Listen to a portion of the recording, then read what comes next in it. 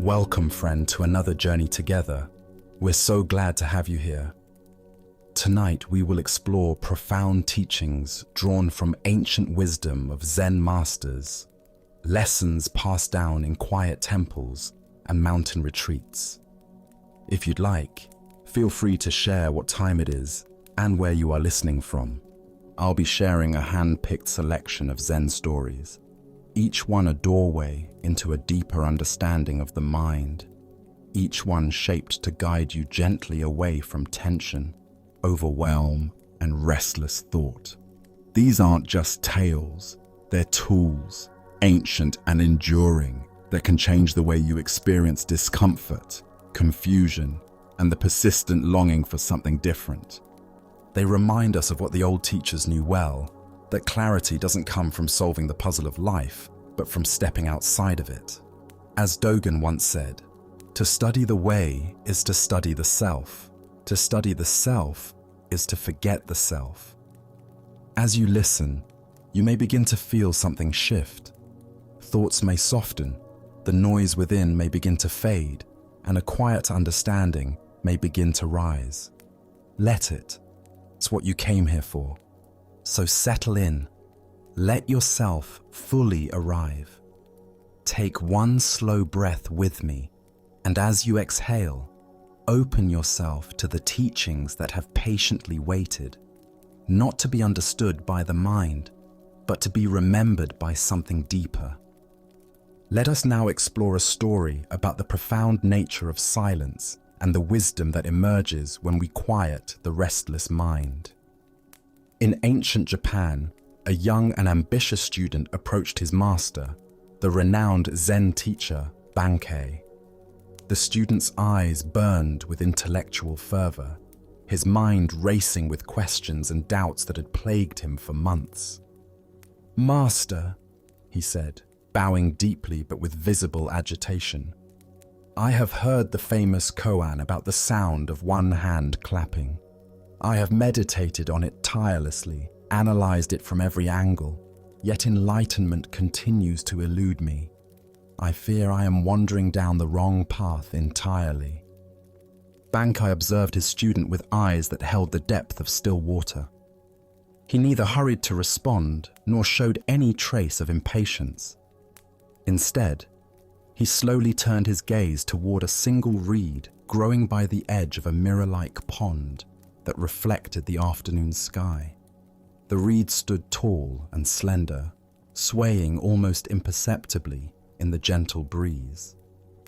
"Forget the hand," Bankei said softly, his voice carrying the weight of years of practice. "Go and sit by that reed.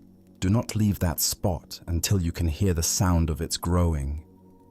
The student felt a wave of confusion wash over him.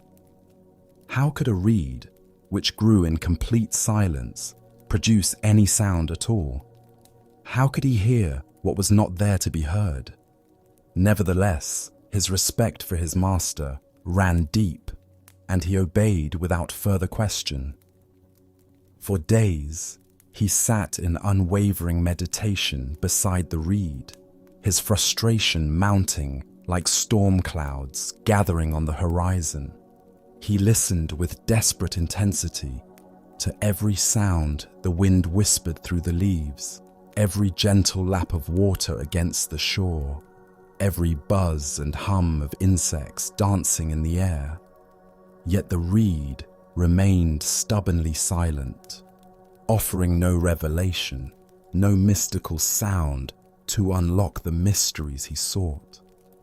His mind raced through philosophical arguments and complex interpretations, grasping at intellectual explanations like a drowning man reaching for driftwood. But as the days wore on, something began to shift. One quiet afternoon, weary from the exhausting effort of trying to force understanding, he simply let go.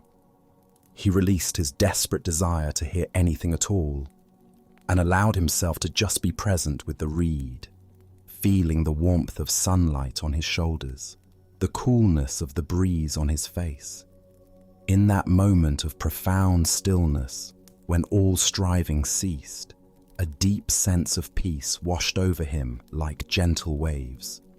He became one with the reed, the pond, the sky, and the very air itself.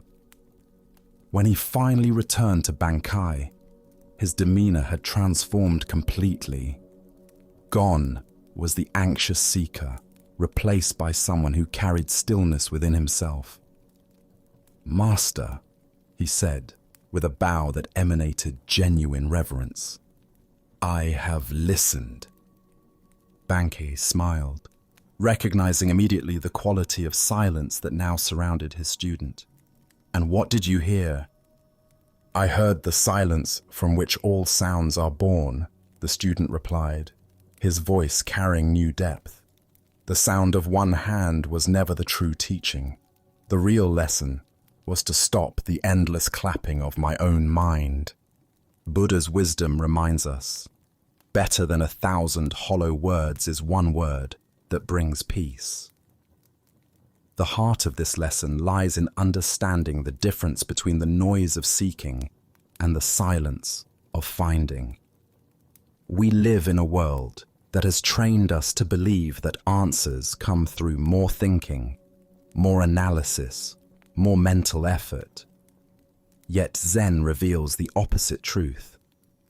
The deepest wisdom emerges not from the accumulation of thoughts, but from their gentle cessation.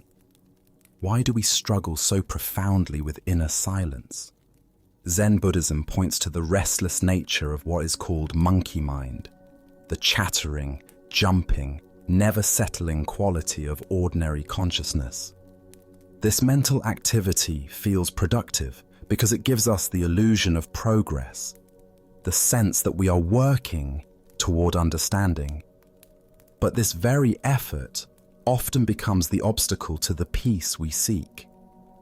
Consider how often throughout your day your mind resembles that young student's frantic searching. When facing a difficult decision, do you find yourself endlessly weighing options, analyzing possibilities, seeking more information? When experiencing emotional pain, does your mind immediately begin constructing elaborate explanations, assigning blame, or devising strategies for avoidance? This mental churning, while sometimes necessary for practical matters, often drowns out the subtle voice of intuitive wisdom that whispers beneath the noise. Zen Master Huang Po taught, "The foolish reject what they see, not what they think. The wise reject what they think, not what they see." The reed's teaching isn't heard through thinking about growing. It's perceived through intimate presence with the mystery of growth itself. This points to a fundamental distinction in Zen between conceptual understanding and direct experience. The sound of the reeds growing represents all the subtle wisdom available to us in each moment when we're not lost in the commentary of our thoughts. It might be the intuitive sense of what our body needs for healing, the wordless knowing of how to respond to a loved one's pain, or the creative insight that emerges when we stop forcing solutions. These forms of wisdom speak in frequencies too delicate for the noisy mind to detect. In Japanese aesthetics, there exists a concept called mu, the pregnant emptiness that contains infinite possibility, the space between thoughts, the pause between words, the silence between musical notes. This is where the reed sound lives, not in the realm of audible vibration, but in the spacious awareness that perceives growth itself as a sacred process. Zen practice cultivates this quality of receptive listening.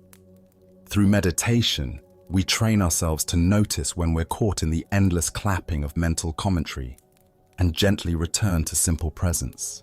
This isn't about suppressing thoughts or forcing silence, but about developing the capacity to rest in the spaces between thoughts where deeper knowing naturally resides. Tonight, as you settle into the quiet of this moment, can you listen for the sound of your own growing?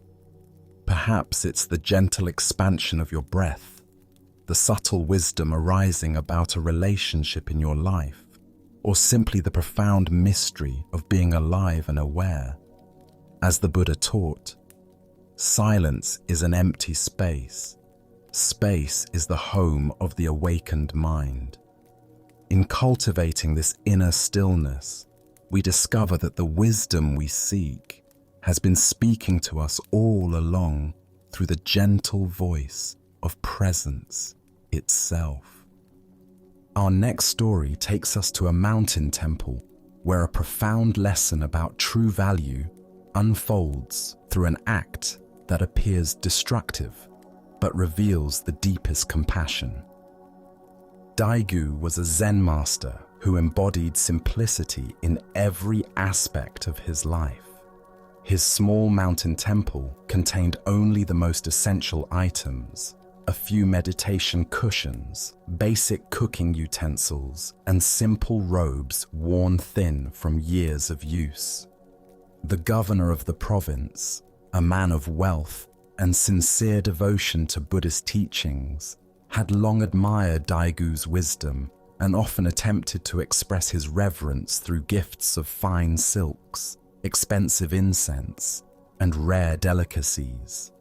Each offering was received with gratitude but politely declined, as Daigu gently explained that such luxuries would only burden his simple practice. One autumn day, the governor arrived at the temple personally, his hands carefully cradling a beautifully lacquered box that gleamed in the afternoon sunlight. His eyes shone with particular pleasure as he approached the master. "Venerable Daigu," he said, bowing deeply, "I understand completely your reluctance to accept personal luxuries, and I deeply respect your commitment to simplicity. But what I bring today is not for you. It is a gift for the Buddha himself. This is an exquisitely carved statue of the most precious jade created by the finest artisans in the land. Please accept this offering for the temple's altar, so that all who come here may witness the beauty of devotion made manifest." Daigu observed the governor's sincere face and genuine desire to honor the Buddha. The man's devotion was unmistakable, his generosity flowing from a pure heart. After a moment of quiet contemplation, Daigu accepted the statue with appropriate ceremony. Together, they placed the luminous jade Buddha on the simple wooden altar, where it seemed to glow with inner light. The governor left that day filled with joy, feeling that he had contributed something meaningful to the sacred space that had given him so much wisdom. Winter arrived early that year, bringing with it the fiercest snowstorms the mountain had seen in decades. The temple's modest supply of firewood, carefully gathered throughout the autumn, dwindled rapidly as the cold deepened. Soon, the monks found themselves shivering through their meditation sessions, unable to prepare warm meals or maintain the basic comfort necessary for their practice.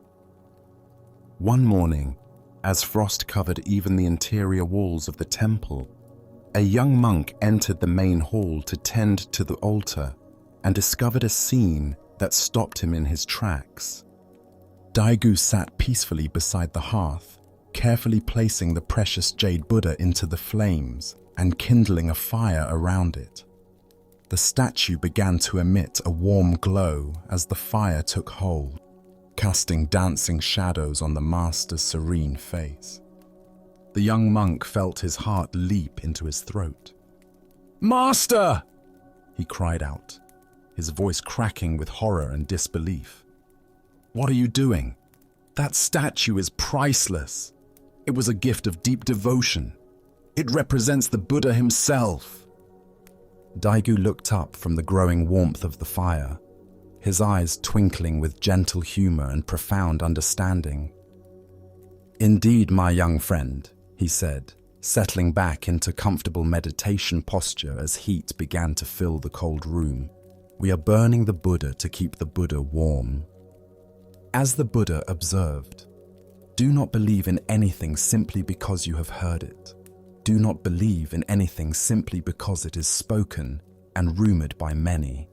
This ancient wisdom illuminates the profound teaching hidden within Daigu's seemingly shocking act. He was demonstrating the difference between form and essence, between symbol and reality.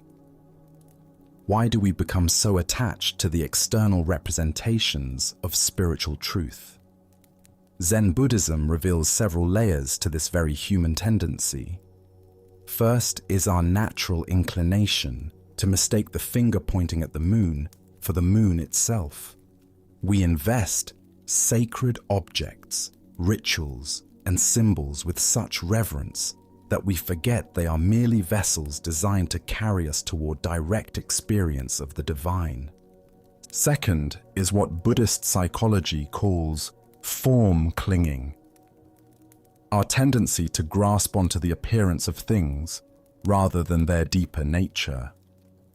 The jade statue was undeniably beautiful and valuable, but its true worth lay not in its material composition or artistic craftsmanship, but in its capacity to inspire devotion and point hearts toward awakening.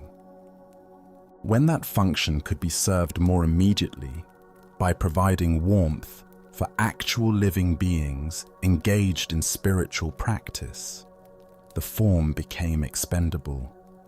Consider how often in your own life you might prioritize preserving the form of something over serving its essential purpose. Do you ever find yourself more concerned with maintaining the appearance of a relationship than nurturing its genuine intimacy? More invested in preserving religious or spiritual traditions than embodying their transformative wisdom? More attached to the way things should look than responding to what life actually requires in this moment? Zen teacher Yunmen once said, "Every day is a good day." This wasn't naive optimism, but recognition that each moment offers opportunities to express our deepest values, regardless of external circumstances. Daigu's action revealed this principle in dramatic fashion. The good day wasn't defined by having enough firewood or preserving precious objects, but by the willingness to respond with wisdom and compassion to whatever conditions arose. The deeper teaching here shows us that true reverence for the Buddha lies not in worshipping representations of him, but in embodying his compassion in our daily actions. The Buddha himself taught that attachment to material forms, even sacred ones, can become obstacles to awakening. By burning the statue to provide warmth, Daigu was demonstrating Buddha nature in action. The spontaneous expression of wisdom and care that responds to immediate need without hesitation. This story challenges our conventional understanding of what constitutes appropriate spiritual behavior. We're conditioned to think that preserving beautiful, expensive, or historically significant objects shows proper respect. But Zen reveals a more radical perspective. The highest honor we can pay to any spiritual symbol is to embody the qualities it represents, even if that means releasing our attachment to the symbol itself. Look deeply at your own relationship with spiritual forms, whether they be texts, images, practices, or traditions. Can you appreciate their beauty and function while holding them lightly enough to let them go when wisdom calls for something different? Can you distinguish between honoring the essence of what they point toward and clinging to their particular manifestations? Tonight, as you consider what truly deserves your reverence and protection, remember Daigu's radical act of love. What forms might you be holding onto that no longer serve their essential purpose? What would it mean to burn your jade Buddhas in service of keeping the living Buddha of your own awakened heart warm and vibrant? Buddha spoke of this when he said, "Believe nothing, no matter where you read it or who said it, unless it agrees with your own reason and your own common sense." True spiritual maturity lies not in rigid adherence to external forms, but in the flexible wisdom that can honor essence while releasing attachment to appearance.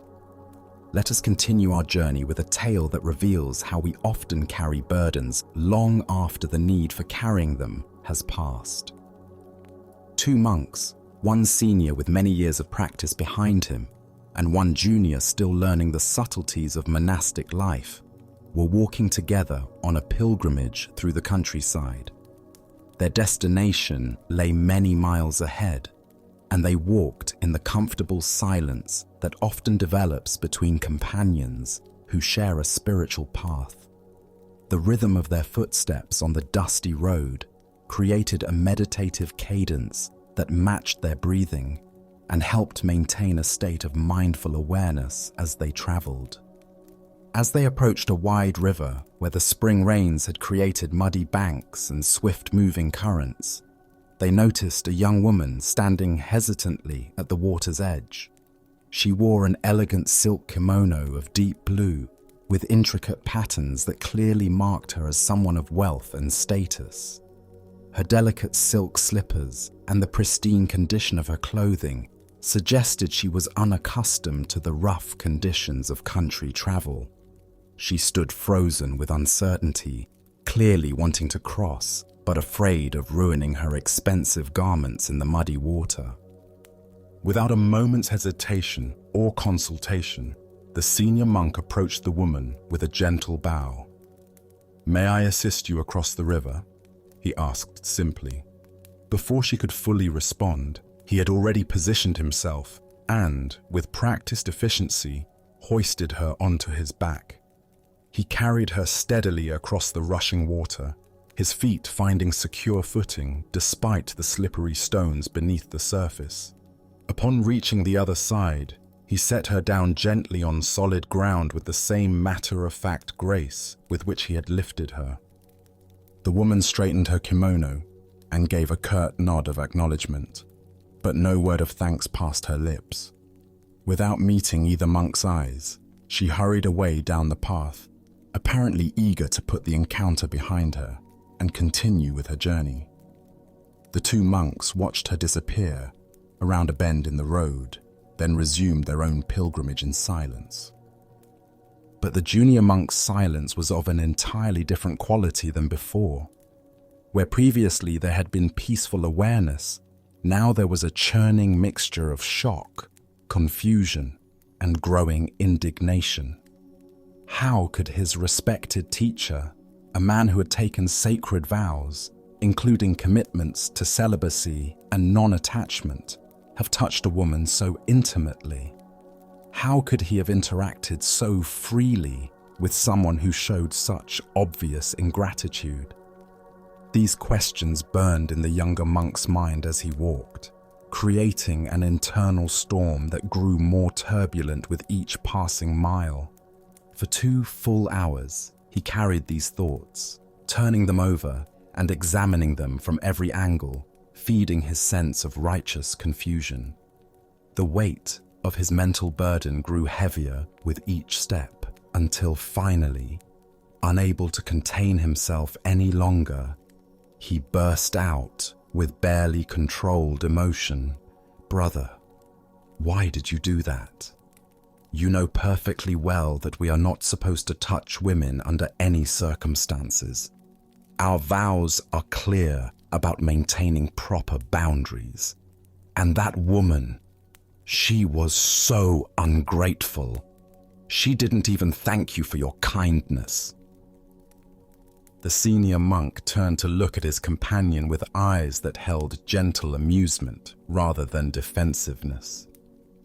A serene smile spread across his weathered face as he replied, "My friend, I left that woman by the river 2 hours ago. Are you still carrying her?" Buddha's wisdom reminds us, holding on to anger is like grasping a hot coal with the intent of throwing it at someone else. You are the one who gets burned. Here we discover the profound difference between necessary action and unnecessary suffering, between responding to what life presents and carrying psychological burdens that serve no purpose. Why do we so readily pick up these invisible weights and carry them for hours, days, or even years? Buddhist psychology identifies several mental habits that create this pattern.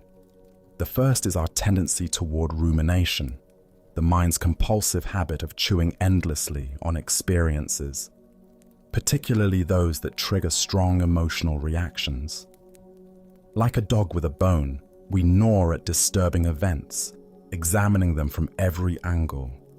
But this mental activity rarely leads to resolution or peace. The second factor is our attachment to being right about our judgments. The junior monk wasn't just confused by his teacher's behavior, he was invested in his interpretation of what appropriate conduct should look like. When reality didn't match his expectations, instead of questioning his assumptions, he carried the conflict internally, allowing it to poison his experience for hours. The third element is what Zen calls sticky mind.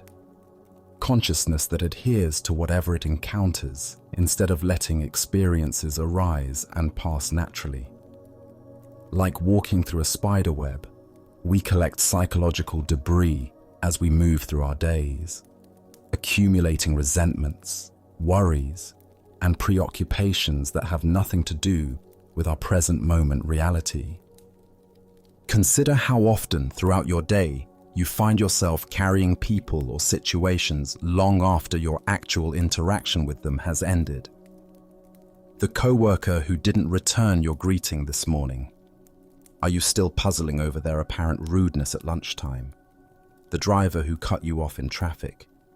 Does their inconsiderate behavior continue to irritate you hours later? The friend who made an insensitive comment last week. Do you find yourself rehearsing better responses you wish you had given? Zen Master Suzuki Roshi taught, each of you is perfect the way you are, and you can use a little improvement. This gentle paradox applies perfectly to our relationship with carrying psychological burdens. There's nothing fundamentally wrong with having emotional reactions to life events. This is part of being human. The opportunity for improvement lies in learning to put down these reactions when they no longer serve us. The senior monk's wisdom wasn't in avoiding contact with the woman or suppressing natural human responsiveness. His wisdom lay in his ability to act from compassion when action was needed, then release the entire interaction completely when it was finished. He didn't carry the woman physically beyond the river, and he didn't carry her psychologically either. This points to a crucial distinction in Zen practice between engagement and attachment. We can be fully present and responsive to whatever situation arises without becoming psychologically stuck to the outcomes or other people's reactions. The senior monk helped the woman not because he expected gratitude, but because helping was the natural expression of compassion in that moment. Her response, whether grateful or dismissive, had no bearing on the appropriateness of his action. Look deeply at what you might be carrying right now that you could simply set down. What old conversations are you still rehearsing? What past hurts are you keeping alive through repetitive thinking? What future scenarios are you mentally preparing for that may never materialize? These psychological burdens are like invisible passengers we carry on our backs, weighing down our steps and obscuring our ability to be present to what's actually happening now. Tonight, as you prepare for rest, can you practice the senior monk's wisdom? Can you review the day and consciously set down any people situations, or emotions you've been carrying unnecessarily? Can you leave at the river's edge anything that no longer requires your attention? As the Buddha taught, you only lose what you cling to. The path to freedom isn't found in avoiding life's challenges, but in learning to meet them fully and then release them completely, carrying forward only the wisdom they've offered, not the weight of their memory. Now let us turn to a story about the profound difference between receiving what others offer and accepting what we choose to take into ourselves.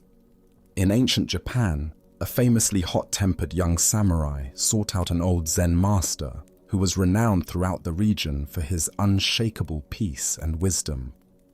The samurai had heard tales of this teacher's ability to remain calm in any situation, and his own volatile nature had caused him so much suffering that he was desperate to learn the secret of such inner stability. The master agreed to teach him, but the first week brought nothing like what the samurai had expected.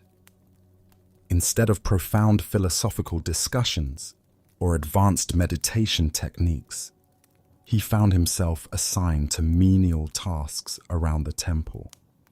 Each morning, he chopped wood for the cooking fires, carried heavy buckets of water from the well, and swept the temple floors with meticulous care.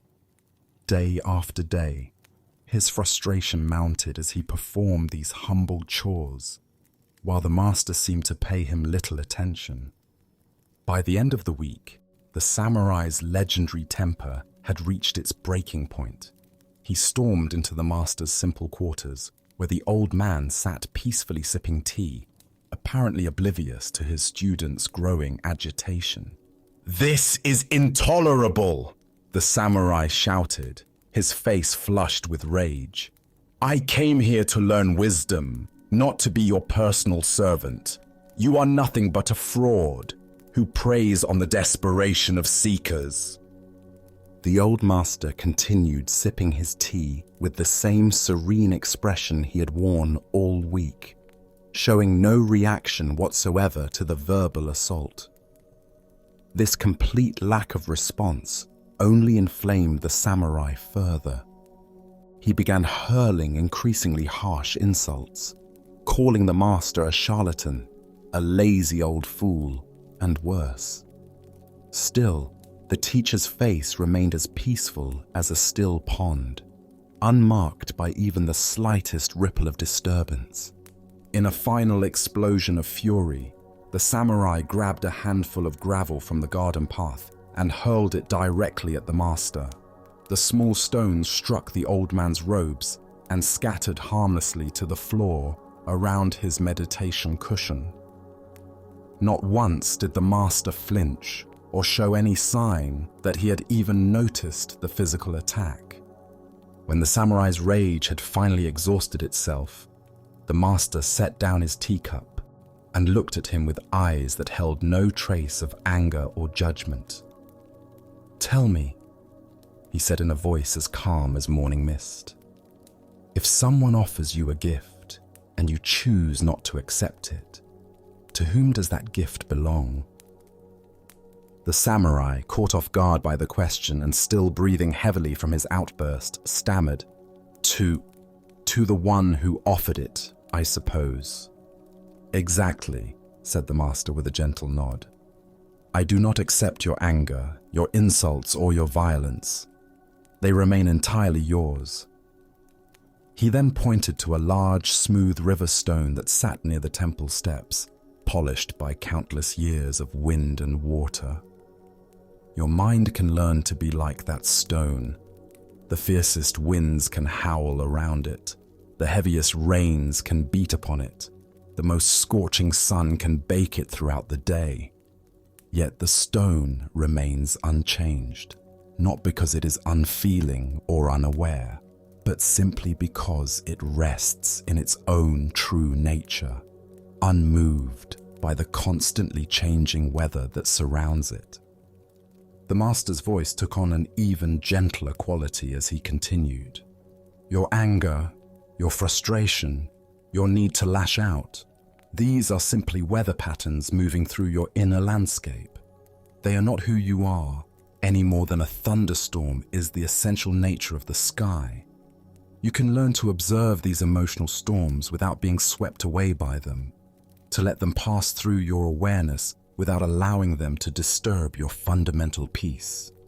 The samurai stood in stunned silence, feeling the heat of his rage suddenly cooled by the profound stillness that emanated from his teacher. For the first time in his adult life, he understood what true strength looked like. Not the ability to overpower others through force or intimidation, but the capacity to remain unshakable in one's own center, regardless of external circumstances. He bowed deeply, finally ready to begin the real learning he had come to find. The Buddha once said, "You will not be punished for your anger. You will be punished by your anger." What emerges from this story is the revolutionary understanding that we have complete choice over what we allow into our internal experience, regardless of what others may offer us through their words or actions. Why do we so automatically accept the emotional gifts that others thrust upon us? Zen Buddhism points to several deeply conditioned patterns that make us vulnerable to taking on others' anger, criticism, or negativity. The first is our identification with the ego self that feels compelled to defend itself against any perceived attack. When someone offers us the gift of their anger, our defensive mechanisms kick in automatically, and we accept their offering by generating our own anger in response.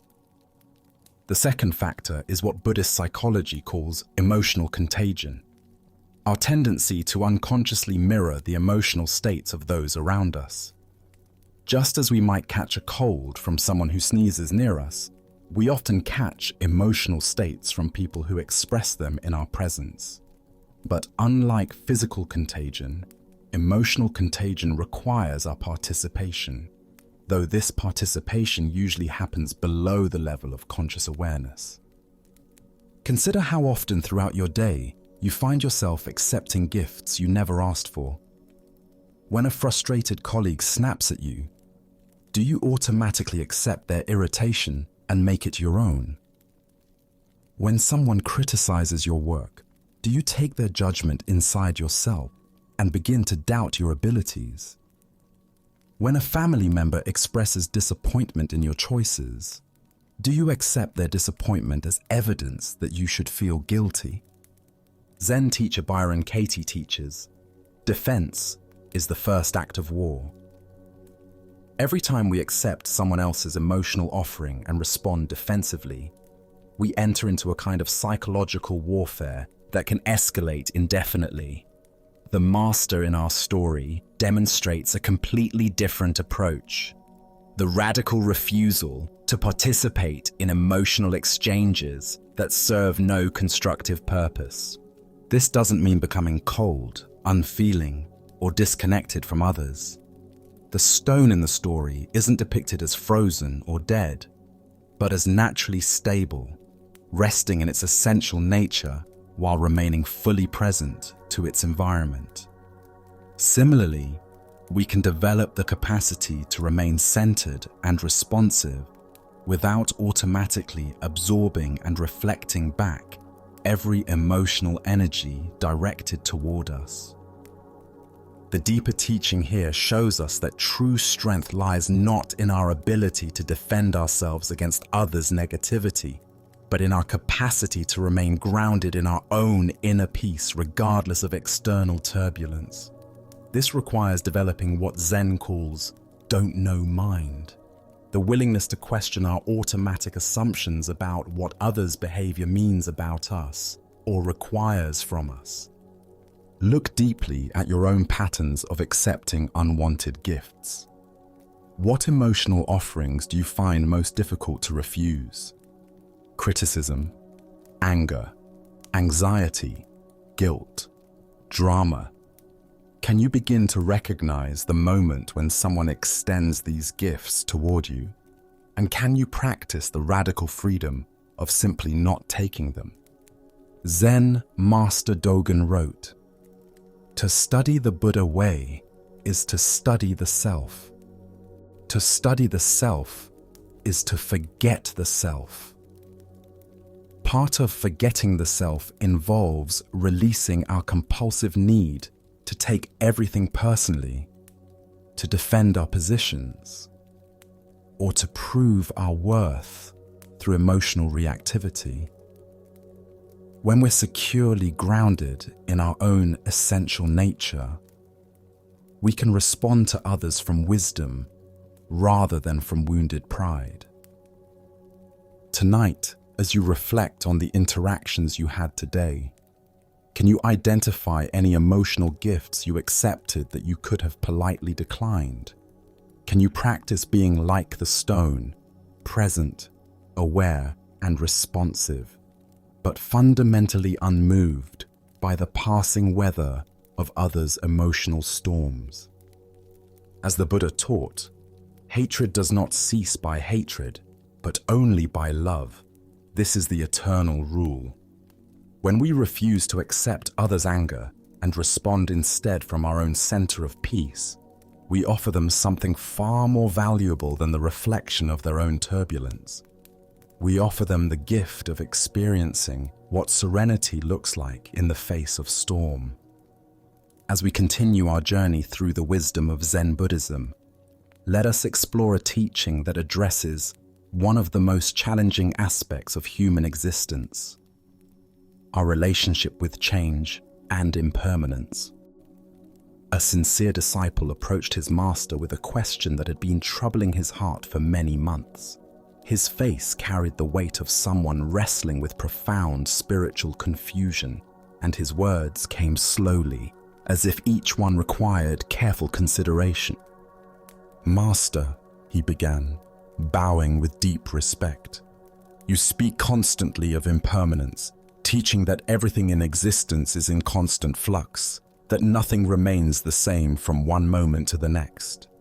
I have studied this concept extensively, analyzed it from every philosophical angle, and I believe I understand it intellectually. Yet, my heart simply cannot accept this truth. Every morning I wake to see the same mountain rising majestically outside my window, its peaks unchanged since my childhood. I drink from the same well that my grandfather dug, drawing water that tastes exactly as it did when I was young. Each night, I gaze upon the same moon that has watched over humanity for countless generations. If everything is truly changing as you teach, why does my daily experience seem to contradict this fundamental principle?"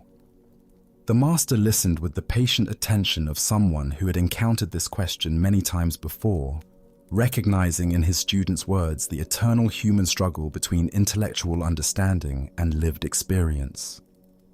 Without speaking, he gestured for the disciple to follow him. They walked together in contemplative silence until they reached the banks of a river that flowed nearby the monastery, its waters catching the late afternoon sunlight like scattered diamonds.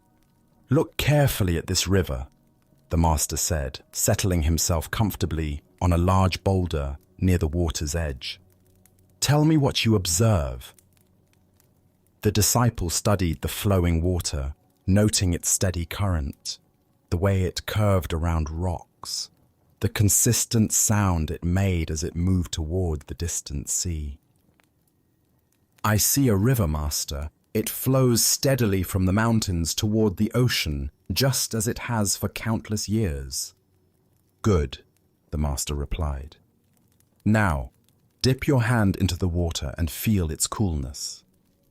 The disciple knelt and immersed his hand in the flowing stream, feeling the gentle current playing around his fingers and the surprisingly cool temperature that contrasted with the warmth of the afternoon air.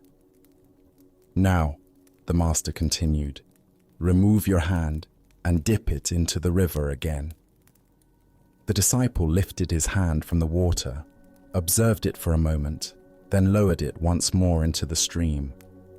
"Tell me," the master asked with eyes that sparkled with gentle humor, "is this the same river you touched the first time?"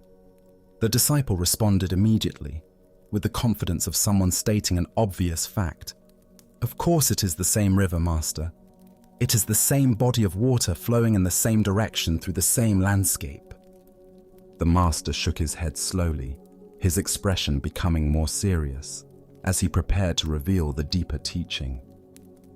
"The water your hand first touched has already traveled far downstream, perhaps reaching the valley below, or even beginning its journey to the sea. Entirely new water has taken its place where your hand now rests. The molecules surrounding your fingers are completely different from those you first encountered. You are not the same person who first dipped his hand into this stream. Moments have passed. Millions of cells in your body have been replaced.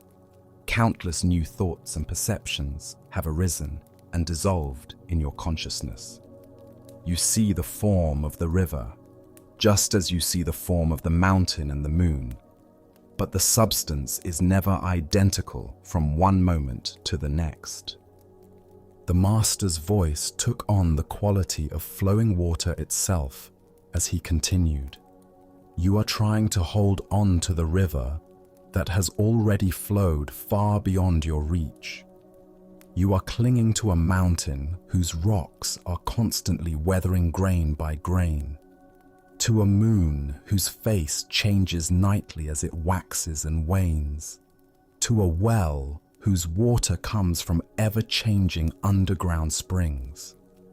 The forms appear stable because the changes happen too slowly for ordinary perception to detect, or too quickly for the mind to track. But make no mistake, everything you think of as permanent is actually a flowing process, including the very consciousness that observes and seeks to understand." The disciple sat in profound silence beside the flowing water, and for the first time in his spiritual seeking, he felt the truth of impermanence not as an abstract philosophical concept, but as a living reality that encompassed every aspect of his existence. He watched the ceaseless flow of the river with new eyes, seeing in it a perfect metaphor for the constantly changing nature of all phenomena, including his own sense of being a fixed and separate self. Buddha spoke of this when he said, "Nothing is permanent except change." This teaching reveals one of the most fundamental insights of Buddhist wisdom, that our suffering often stems from our resistance to the natural flow of existence, our attempt to make permanent what is inherently fluid. Why do we find impermanence so difficult to accept, even when we understand it intellectually? Zen Buddhism identifies several psychological mechanisms that create this resistance.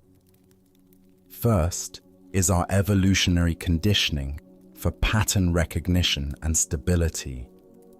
Our survival as a species has depended on our ability to identify reliable sources of food, shelter, and safety.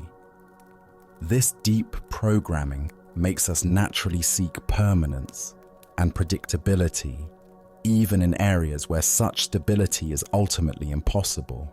Second is what Buddhist psychology calls self-clinging, our unconscious assumption that there is a fixed, unchanging self at the center of our experience.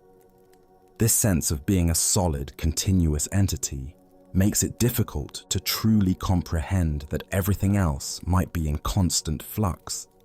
If I am permanent, the reasoning goes, then surely the world around me must have permanent features as well. Third is our tendency to confuse conceptual labels with actual reality. We create mental categories like river, mountain, and moon, then assume these labels refer to static objects rather than dynamic processes. Language itself reinforces this illusion by using nouns to describe what are actually ongoing verbs. There is no river, only rivering, no mountain, only mountaining. Consider how this insight might transform your relationship with areas of life where you experience resistance or suffering. Are you holding on to a relationship that has fundamentally changed, trying to make it conform to what it once was? Are you clinging to an identity or role that no longer fits who you are becoming? Are you resisting aging, career transitions, or changes in your physical or mental capabilities? Zen Master Dogen taught, "Time is not separate from you, and as you are present, time does not go away."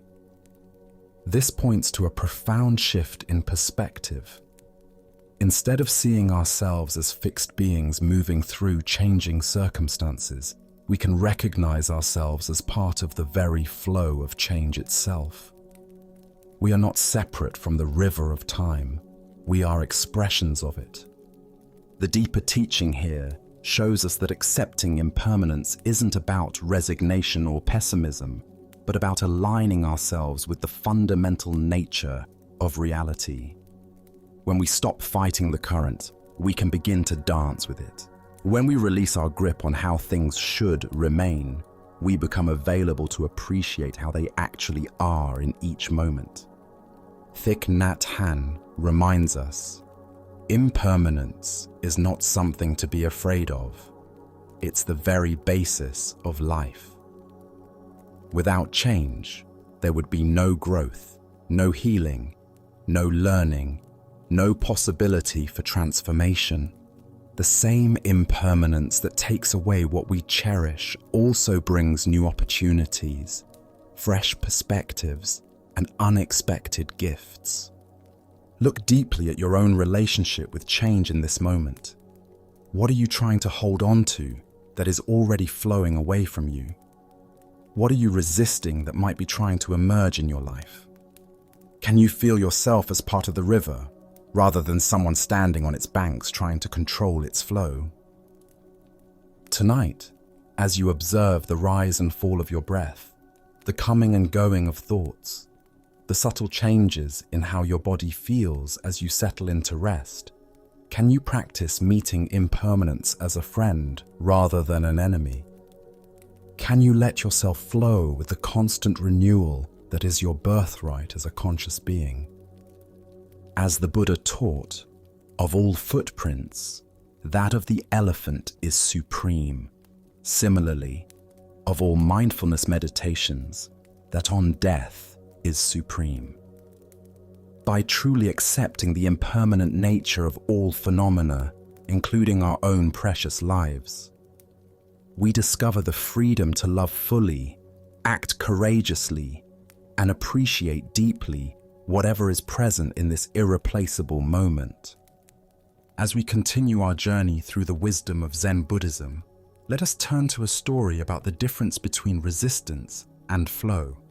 This is the teaching of the old man and the waterfall.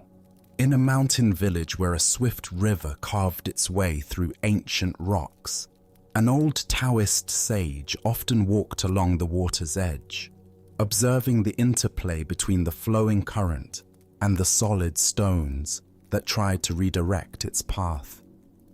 The villagers knew him as a gentle, contemplative man who seemed to understand something profound about the natural world that others missed.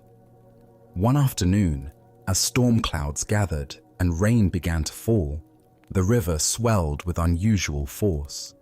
The current grew violent and unpredictable, rushing toward a high waterfall that dropped into a rocky gorge below.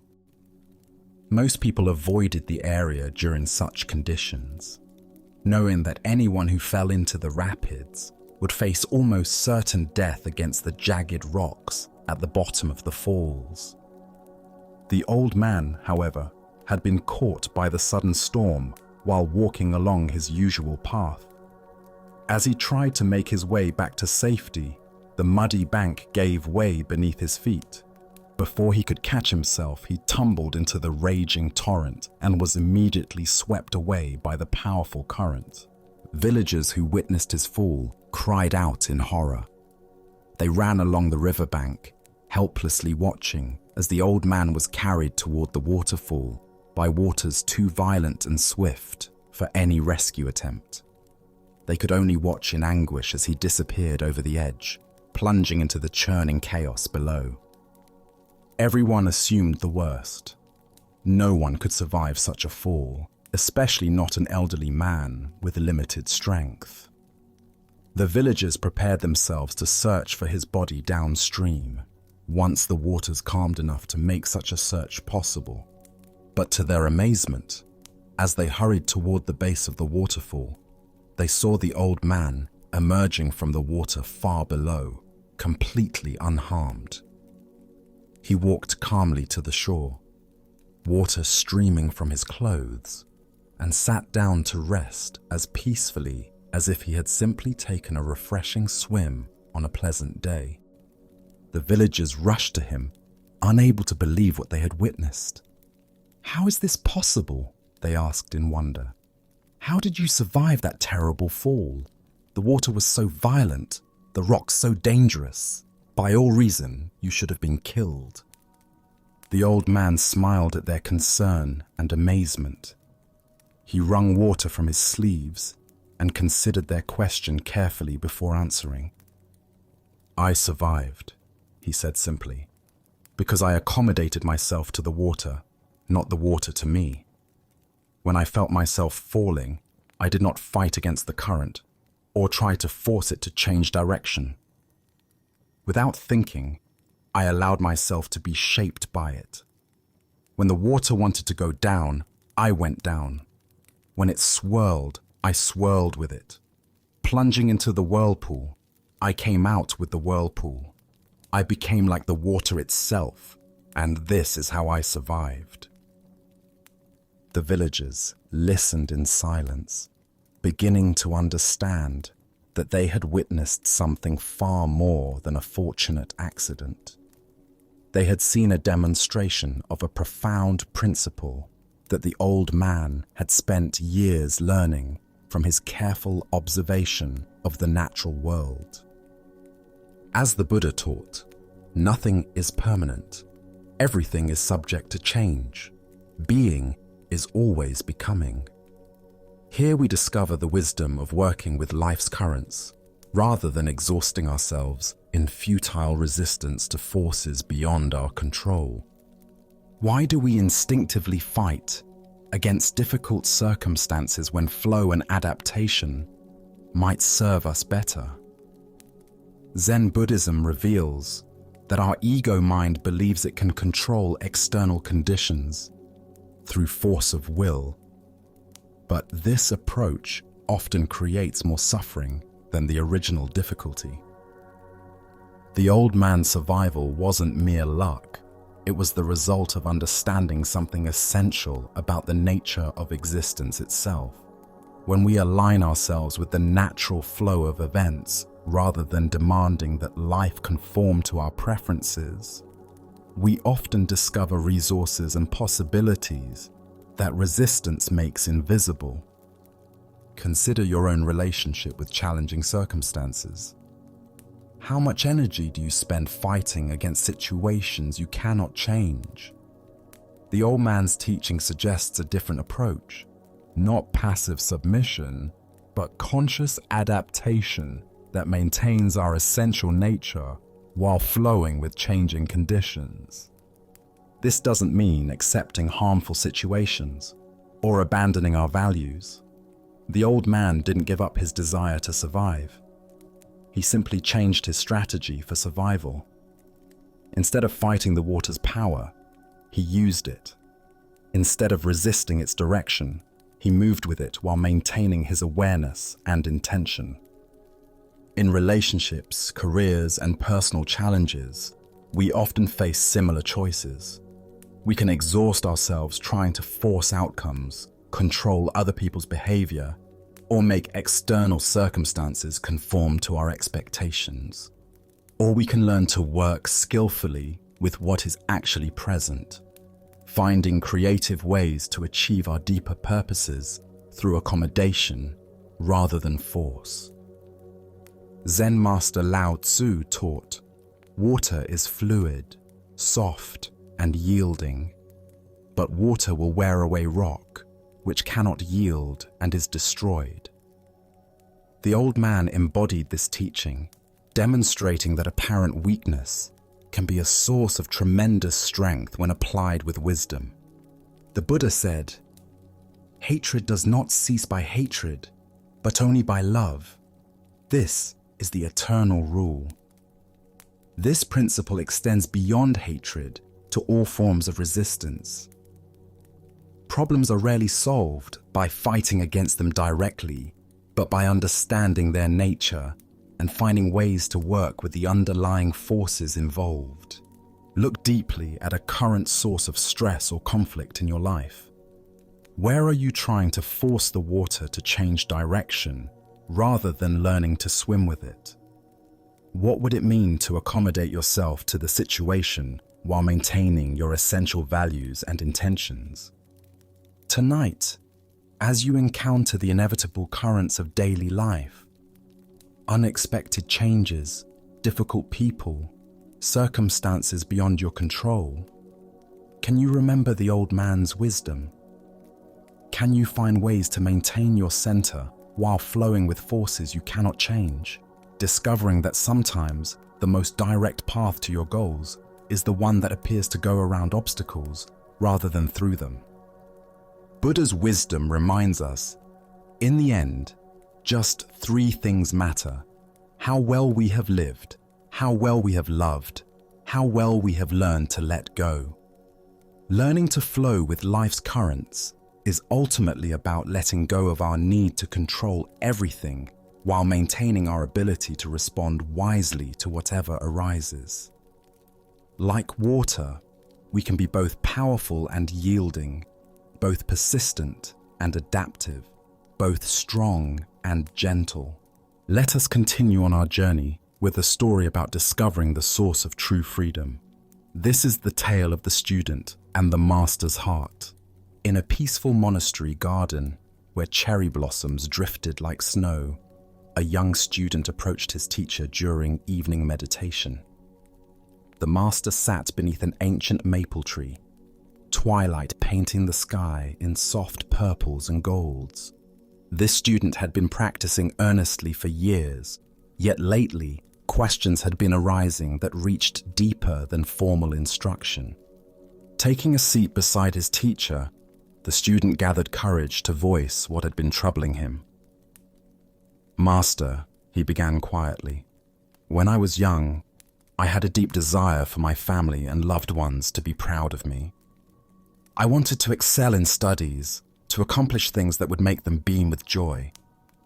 Were you ever the same way?" The master turned his gentle gaze toward the student, seeing in the young man's eyes the same earnest longing that had once driven his own seeking. After contemplative silence, he replied simply, "Yes, I was very much the same." The student felt relief at this admission. "Why did you desire their pride so intensely?" he asked. "What was driving that need for approval?" The master smiled with tender recognition. "I wanted them to feel they had more reason to love and accept me," he said thoughtfully. "If I could make them proud, surely their love would be secure and abundant. But the reason I desired this went even deeper." The student leaned closer, sensing they were approaching something essential. "I sought their love so desperately," the master continued, "because I, in turn, would feel I had sufficient reason to love and accept myself. I was seeking permission from others to feel good about who I was. Their approval would be evidence of my worthiness even to myself. That was what lay at the root of all my striving." The master paused, watching the first stars appear. "But then one day, I awakened to a revolutionary possibility. I realized I could ask myself a different question. What if I could bypass all external validation and simply learn to love and accept myself unconditionally? What if I didn't require anyone else's approval to feel genuinely good about my existence? The student felt something shift in his chest as these words settled. I imagined what it would be like if my happiness no longer depended on outer circumstances, on whether people approved or disapproved of my choices. What if my sense of worth could be as constant as my own heartbeat, independent of any external validation? The student could feel his teacher's words pointing toward a freedom he had never considered. And that realization began your quest for self-realization? Exactly, the master nodded. That was when my true spiritual journey began, not with seeking something outside myself, but with discovering what was already complete within. After contemplative silence, the student asked, "And did you never again desire their pride? Did that longing completely disappear?" The master chuckled softly. "Oh, my ego certainly continued to desire approval. Conditioned patterns don't vanish overnight, but something fundamental had shifted in my relationship to those desires. I no longer completely identified with my ego as I had before." He gestured toward the darkening garden, where fireflies had begun their dance. I learned to see those approval-seeking thoughts as passing phenomena, like these fireflies appearing and disappearing. I could observe them with interest and compassion, but I no longer gave them power to determine my worth. "So you still cared what others thought?" the student asked. "I respected their opinions and honored their perspectives," the master replied. "But I no longer gave them so much weight. Their approval became like weather, sometimes pleasant, sometimes not, but no longer the determining factor in whether I felt at peace with myself." The master's face radiated quiet joy, and never had I felt so free as when I finally released myself in this way. It was like discovering I had been carrying invisible chains for decades, and suddenly they fell away. The love I had been seeking outside was revealed to have been within me all along. Buddha's wisdom reminds us, if you truly loved yourself, you would never hurt yourself with destructive thoughts, actions, or choices. This teaching points to the heart of the master's discovery. Most suffering stems from the mistaken belief that we must earn the right to love ourselves through external achievements or approval. Here, we discover one of the most revolutionary insights available. Self-love is not a reward to be earned, but our natural birthright to be claimed. We are born complete and worthy, not because of what we accomplish, but simply because we exist. Why do we find unconditional self-love so difficult? From childhood, we absorb messages suggesting love must be earned through good behavior, achievement, or pleasing others. We learn to treat ourselves the way we were treated, often with criticism and conditions. These patterns become so familiar that unconditional self-acceptance feels foreign. Our culture intensifies this conditioning by promoting the myth that happiness comes from external sources. Each message reinforces the delusion that we are incomplete as we are. Consider how much mental energy goes toward managing others' opinions. How often do you modify authentic expression to gain approval? How much self-worth depends on external feedback rather than internal recognition of inherent value? When we love ourselves unconditionally, we create a foundation of fulfillment that allows us to enjoy others' affection without depending on it. We can receive compliments with gratitude rather than desperate hunger, and handle criticism without devastation, because our core worth remains untouched. The Buddha said, "You can search throughout the entire universe for someone more deserving of your love and affection, than you are yourself, and that person is not to be found anywhere. You, yourself, deserve your love and affection. This isn't narcissism. It's recognition of fundamental truth about consciousness itself. Tonight, as you rest in this moment's quiet, can you sense the presence that is reading these words? This awareness that knows your thoughts and witnesses your experiences is not improved or diminished by anything that happens. It remains constant and clear, like space itself. What would it be like to treat this aware presence with the tenderness it deserves?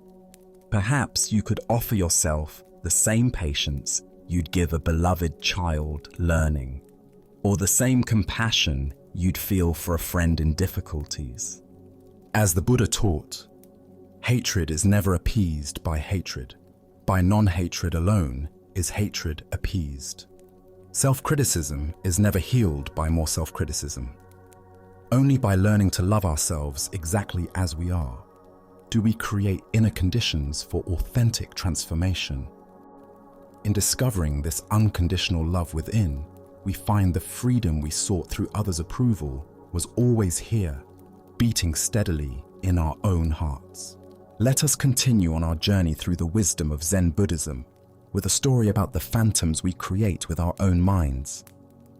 This is the tale of the haunting that was no haunting at all. A man lived peacefully with his beloved wife for many years, their love deep and genuine, their companionship a source of daily joy. But as fate would have it, she became gravely ill.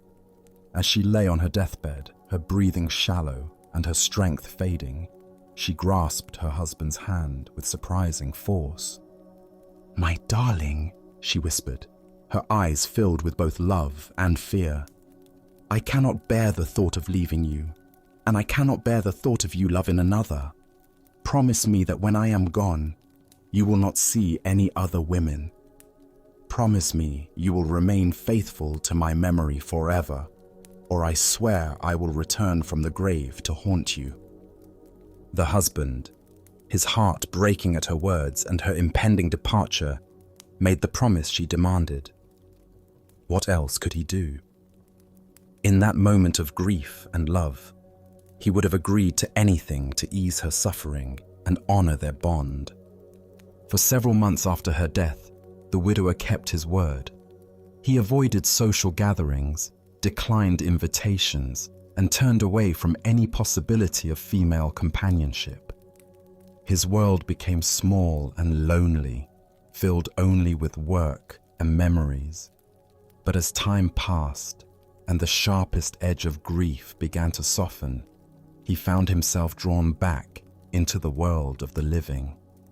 It was at a local market that he met her, a kind woman with gentle eyes and a warm smile. Despite his promise to his deceased wife, he found himself drawn to this new person. Conversations led to friendship. Friendship deepened into affection. And eventually, despite his guilt and internal conflict, he fell in love again. The night he and his new love became engaged, his worst fears materialized. As he lay in bed, the room suddenly grew cold, and there before him stood the unmistakable figure of his dead wife. Her face was pale with anger, her eyes blazing with accusation. "You have broken your promise to me," she said, her voice carrying the chill of the grave. "You have betrayed our love and dishonored my memory." But what truly terrified the man was not just her appearance. It was her impossible knowledge. Night after night, she would return to torment him, recounting in perfect detail everything that had transpired between him and his fiancée. She would repeat their conversations word for word, describe their private moments, reveal their most intimate exchanges. Nothing remained hidden from this ghostly presence. The haunting became so intense that the man could no longer sleep. Dark circles formed under his eyes. His hands shook constantly, and his new relationship began to suffer under the weight of his terror and exhaustion. Desperate for relief, he sought out a Zen master who lived in a small temple near the village. "Master," the man said, his voice trembling as he recounted his story, "my dead wife's ghost appears to me every night. She knows everything I do, everything I say. She repeats our conversations exactly as they happened. I am being driven to madness." The old master listened carefully, stroking his beard thoughtfully. When the man finished his account, the master smiled knowingly. "This is indeed a very clever ghost," he said. "You should admire such supernatural wisdom. But I will tell you exactly what to do when she appears tonight." That evening, as the room grew cold and the familiar figure materialized, the man followed the master's instructions precisely. "You are truly a wise and all-knowing spirit," he said to the ghost. "You see everything I do and know everything I think. Since you possess such incredible powers and I can hide nothing from you, surely you can answer one simple question for me." "Ask your question," the ghost replied coldly. The man reached down to a large bag of beans that sat near his bedside table. He scooped up a handful and held his closed fist toward the apparition. "Tell me exactly how many beans I am holding in my hand right now." The ghost opened her mouth to speak, but no words came. Her form began to waver, becoming translucent around the edges. For the first time since her appearances began, she looked uncertain, even confused. I cannot," she stammered, and then, like morning mist touched by sunlight, she simply vanished.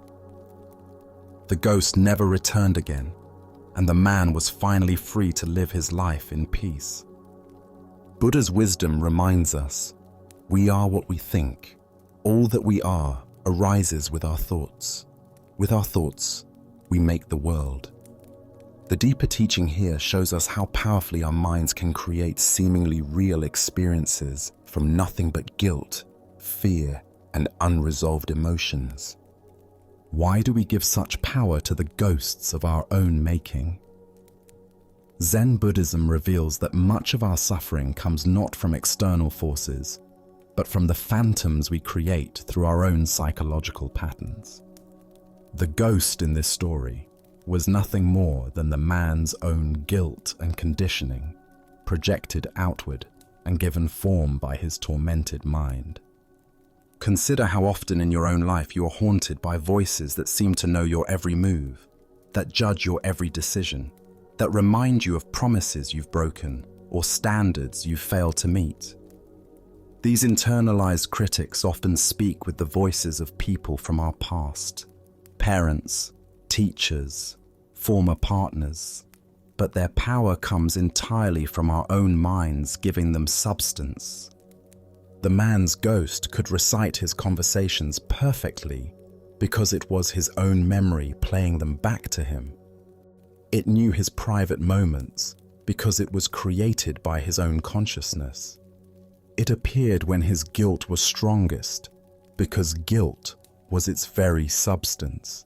The ghost was real in its effects, but had no independent existence. In Zen practice, we learn to distinguish between what is actually present and what our minds are adding to the situation.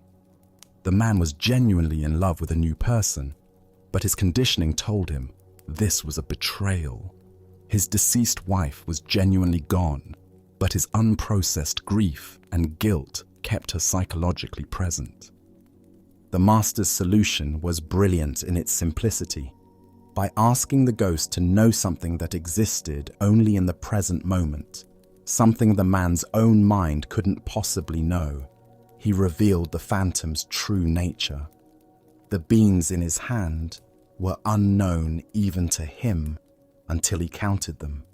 No amount of memory, guilt, or psychological projection could provide this information. Zen teacher Charlotte Joko Beck said, "Our thoughts are just thoughts. They're not necessarily true, they're not necessarily important, and they're not necessarily ours." The ghost's accusations felt absolutely real to the man, but they were simply thoughts and emotions given form by his own mental processes. Look deeply at your own experience. What ghosts do you carry that speak with impossible authority about your worth, your choices, your future? Often these voices claim to know things they cannot possibly know. What others really think of you, what will happen if you take risks, whether you deserve happiness or love. The Buddha taught, the mind is everything. What you think you become. When we understand that we are constantly creating our experience through the stories we tell ourselves, we begin to see that we also have the power to question these stories, to test their validity, to challenge their authority over our lives. Tonight, as you notice the familiar voices of self-doubt, guilt, or fear arising in your mind, can you remember the man and his handful of beans? Can you find the courage to ask these internal critics to prove their supernatural knowledge by answering questions they cannot possibly answer? Can you recognize that the very thoughts that seem to know everything about you actually know far less than they claim? As the Buddha observed, doubt everything, find your own light. The ghosts that haunt us lose their power the moment we stop feeding them with our belief, the moment we see them for what they truly are, not supernatural visitations, but creations of our own minds that can be dissolved as easily as they were formed. Now, let us explore a Zen story about the irreplaceable nature of direct spiritual transmission. This is the tale of Bankei and the messenger. In the bustling capital city, where merchants haggled in crowded marketplaces and scholars debated in tea houses, the renowned Zen master Bankei had completed another period of teaching at one of the great temples. Known throughout the region for his profound insight and ability to point students directly toward their Buddha nature, Bankei maintained a simple practice of traveling between temples, offering instruction wherever sincere students gathered. As the master prepared to depart for his next destination, carefully folding his few possessions into a traveling bundle, a well-dressed gentleman approached him with urgent politeness. The man's fine silk robes and careful manner suggested someone accustomed to moving in aristocratic circles, likely a retainer or aide to one of the noble families that supported the temple. "Venerable master," the gentleman said, bowing deeply, "I come with a request from the Baron, a man of great learning and sincere interest in your teachings. He has heard of your wisdom and wishes desperately to meet with you personally, but urgent matters have detained him today. Would you consider postponing your departure by one day so that he might have the honor of studying with you tomorrow?" Bankei, despite his eagerness to reach the next temple where students awaited him, recognized the genuine need in the request. The path of a teacher required flexibility and compassion, even when inconvenient. "Of course," he replied simply, "I shall remain one more day." The master unpacked his bundle and settled back into the temple quarters, spending the evening in quiet meditation and preparation for what he anticipated would be a meaningful encounter with a sincere seeker. He had met many nobles over the years who approached Zen with genuine humility despite their worldly status, and he looked forward to offering whatever guidance might be helpful. The next morning arrived with clear skies and the sound of temple bells calling the community to meditation. Bankei waited in his designated meeting room as the appointed time approached. But instead of the Baron himself, the same well-dressed gentleman appeared again, this time with obvious embarrassment written across his features. "Master," the man began, his voice heavy with apology, "I bring regrettable news. The Baron was called away on urgent business that could not be delayed, matters of state that demanded his immediate attention. However, he has not forgotten his desire for your teaching. He has asked me to serve as his representative, to receive your instruction on his behalf, and carry your wisdom back to him faithfully." The gentleman paused, clearly hoping this arrangement would prove acceptable. The Baron's specific question concerns the nature of mind itself. He wishes to understand, what is the true nature of consciousness, and how can one realize it directly? If you would share your teaching on this matter, I promise to convey every word exactly as you speak it. Bankei listened to this request with gentle attention, his expression remaining calm and compassionate. When the gentleman finished speaking, the master sat quietly for a moment, as if considering not just the question, but the entire situation, the absent seeker, the well-intentioned messenger, and the profound impossibility of what was being asked. Finally, Bankei spoke with characteristic simplicity and directness. "This matter of Zen is difficult to convey even through direct question and answer, between teacher and student meeting face to face. It becomes all the more difficult, indeed impossible, to transmit through a messenger, no matter how sincere or capable that messenger might be." Having delivered this response, the master said nothing more. He simply sat in silence, embodying the very teaching he had just articulated. The gentleman waited, perhaps expecting elaboration or alternative suggestions, but none came. Eventually, finding himself speechless and somewhat confused, the gentleman bowed politely and withdrew from the temple. The Buddha once said, "Be a lamp unto yourself." This profound truth reveals itself in Bankei's gentle but firm refusal to reduce Zen wisdom to a message that could be carried by proxy. Spiritual awakening cannot be transmitted second-hand because it is not information, but transformation. Why do we often approach spiritual learning as if it were academic knowledge that can be collected and conveyed through intermediaries? Zen Buddhism teaches that awakening is not a concept to be understood, but a reality to be directly experienced. Like the taste of water to someone who is thirsty, it cannot be adequately described. It must be experienced firsthand. The Baron's question about the nature of consciousness reveals our typical approach to spiritual inquiry. We want to understand awareness intellectually, to grasp it conceptually, to possess it as knowledge. But consciousness cannot be made into an object of study because it is the very subject doing the studying. It's like trying to see your own eyes without a mirror. The seeing itself is what you are trying to see.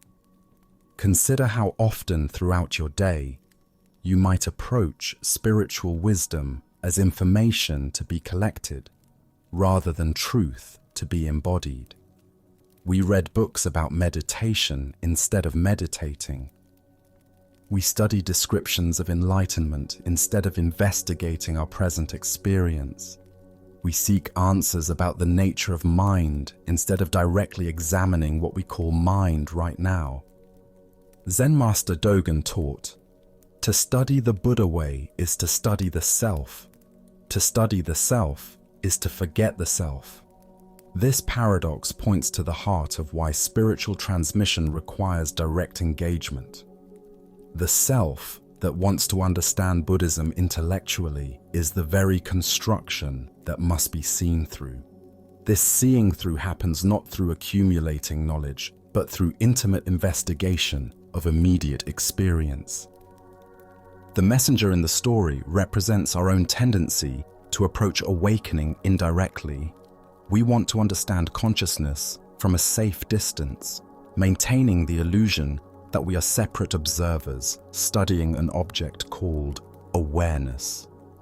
But awareness is what we are, not what we have.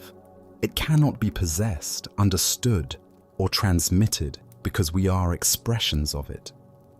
Bankei's silence after his brief explanation was itself a teaching. In Zen, silence often conveys what words cannot. The gaps between thoughts, the space between breaths, the awareness in which all experiences arise. These cannot be captured in language, but can be directly recognized when we stop trying to grasp them conceptually. This doesn't mean spiritual teaching is impossible or that teachers serve no purpose. Rather, it means that authentic teaching points students toward their own direct experience, rather than providing second-hand descriptions of someone else's realization. The teacher's role is not to deliver enlightenment, but to create conditions where students might recognize what they already are. Tonight, as you experience the simple fact of being conscious, aware of these words, aware of your body, aware of the space in which thoughts and sensations appear, can you investigate this awareness directly rather than through concepts? Can you be present to your experience rather than trying to understand it through someone else's descriptions? As the Buddha taught, work out your own salvation with diligence. The path to freedom cannot be walked by proxy. It requires your own feet, your own breath, your own willingness to look directly at what you have always been but perhaps never clearly seen. Let us continue on our journey with a teaching about the dangerous gap between conceptual understanding and lived experience. This is the story of the one-eyed monk and the silent debate. In ancient China, when traveling monks wandered from monastery to monastery seeking teachings and testing their understanding, a particular custom had developed among Zen communities. Before a wandering monk could receive lodging for the night, he had to engage in what was called Dharma combat, with either the abbot or a designated representative. This wasn't physical fighting, but a contest of spiritual wit and understanding, where profound questions and paradoxical answers revealed the depth of each participant's realization. At one renowned monastery nestled in bamboo forests, a travel-worn monk arrived as evening shadows began to lengthen across the courtyards. His robes were dusty from mountain paths, his straw sandals worn thin, but his eyes carried the alert brightness of someone genuinely seeking deeper understanding. The abbot, busy with evening duties, assigned his personal attendant to conduct the traditional Dharma encounter. This attendant had served the monastery faithfully for many years, though he possessed what others might consider a disadvantage. He had lost one eye in an accident during his youth.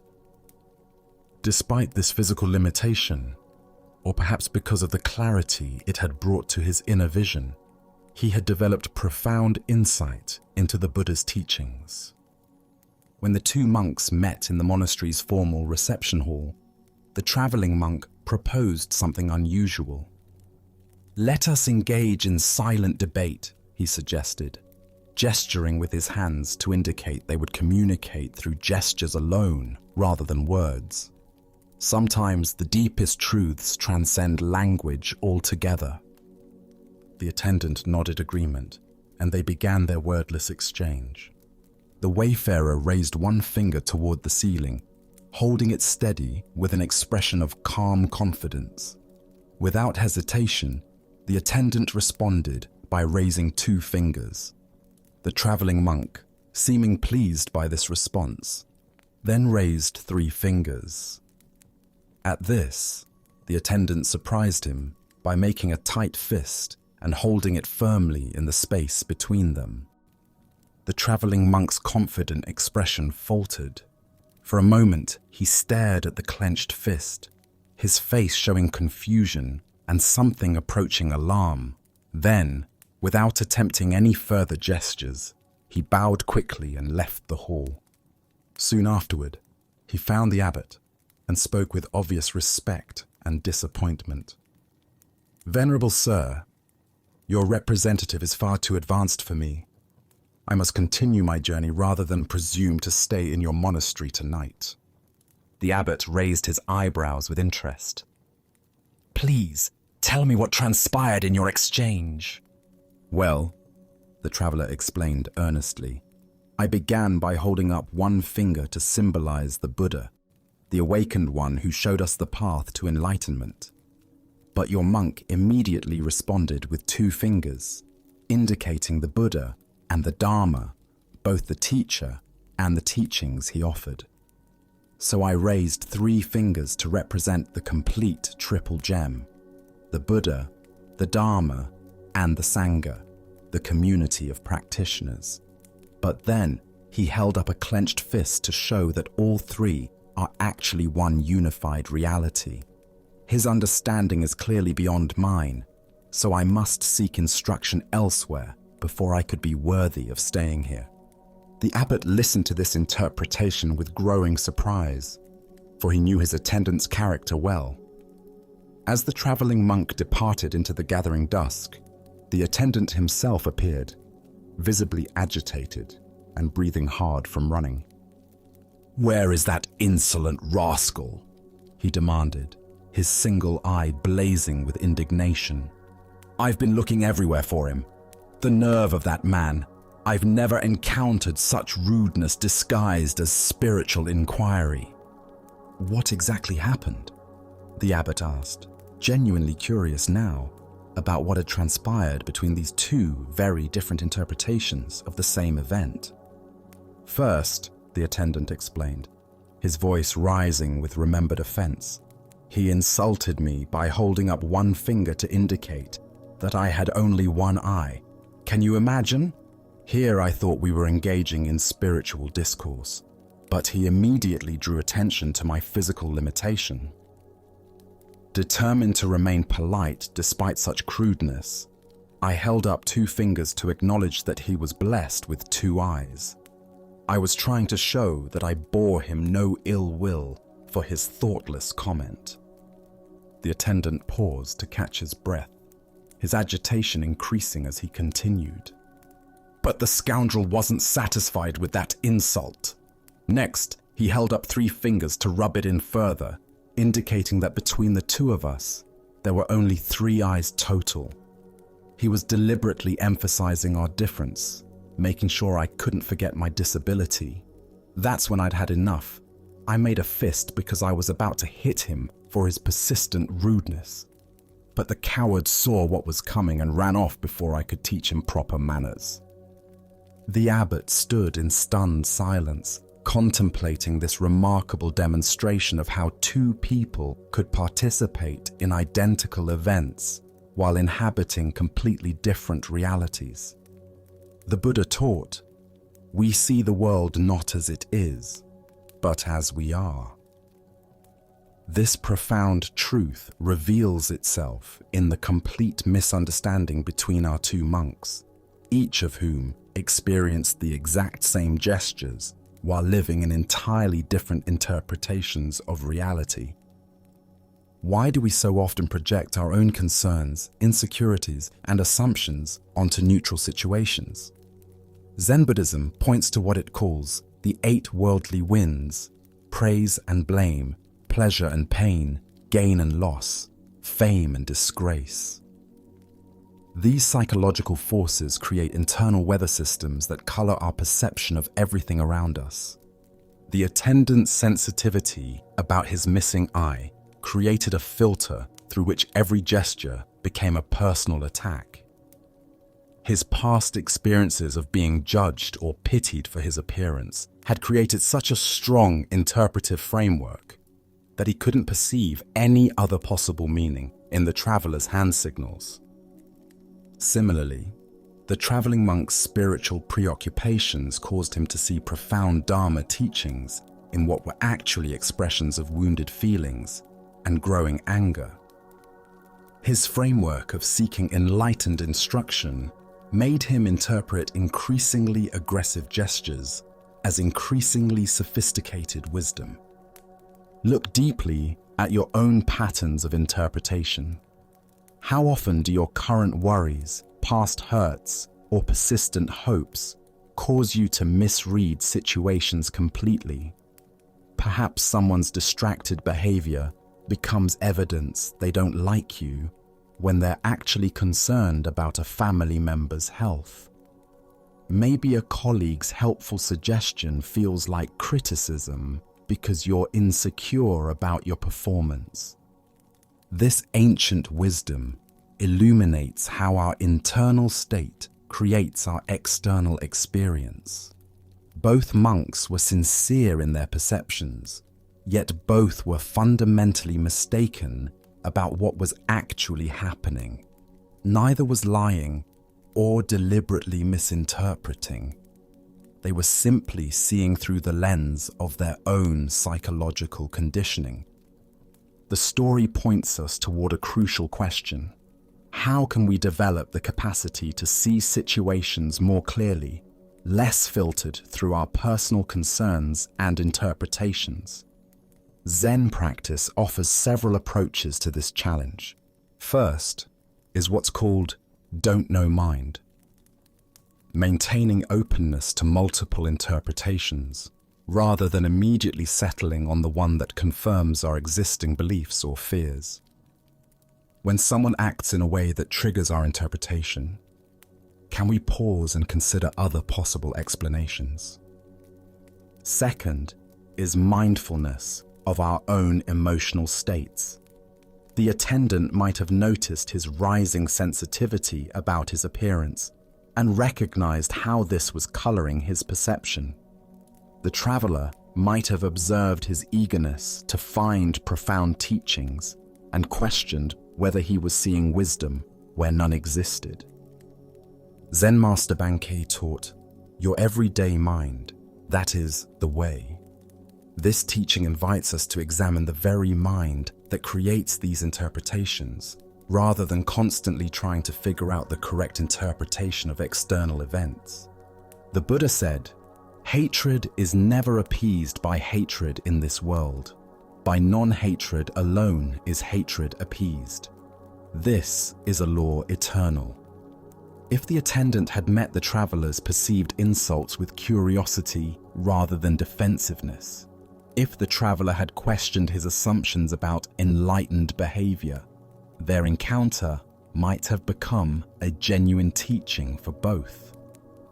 Tonight, as you replay conversations and interactions from your day, can you notice how your own concerns and sensitivities might have shaped your interpretations? Can you sense the difference between what actually happened and the meaning your mind added to those events? As the Buddha taught, peace comes from within. Do not seek it without.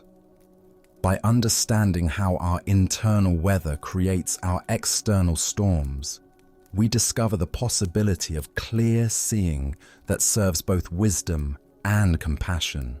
Let us keep going on our journey. The following story reveals the difference between helping and holding on.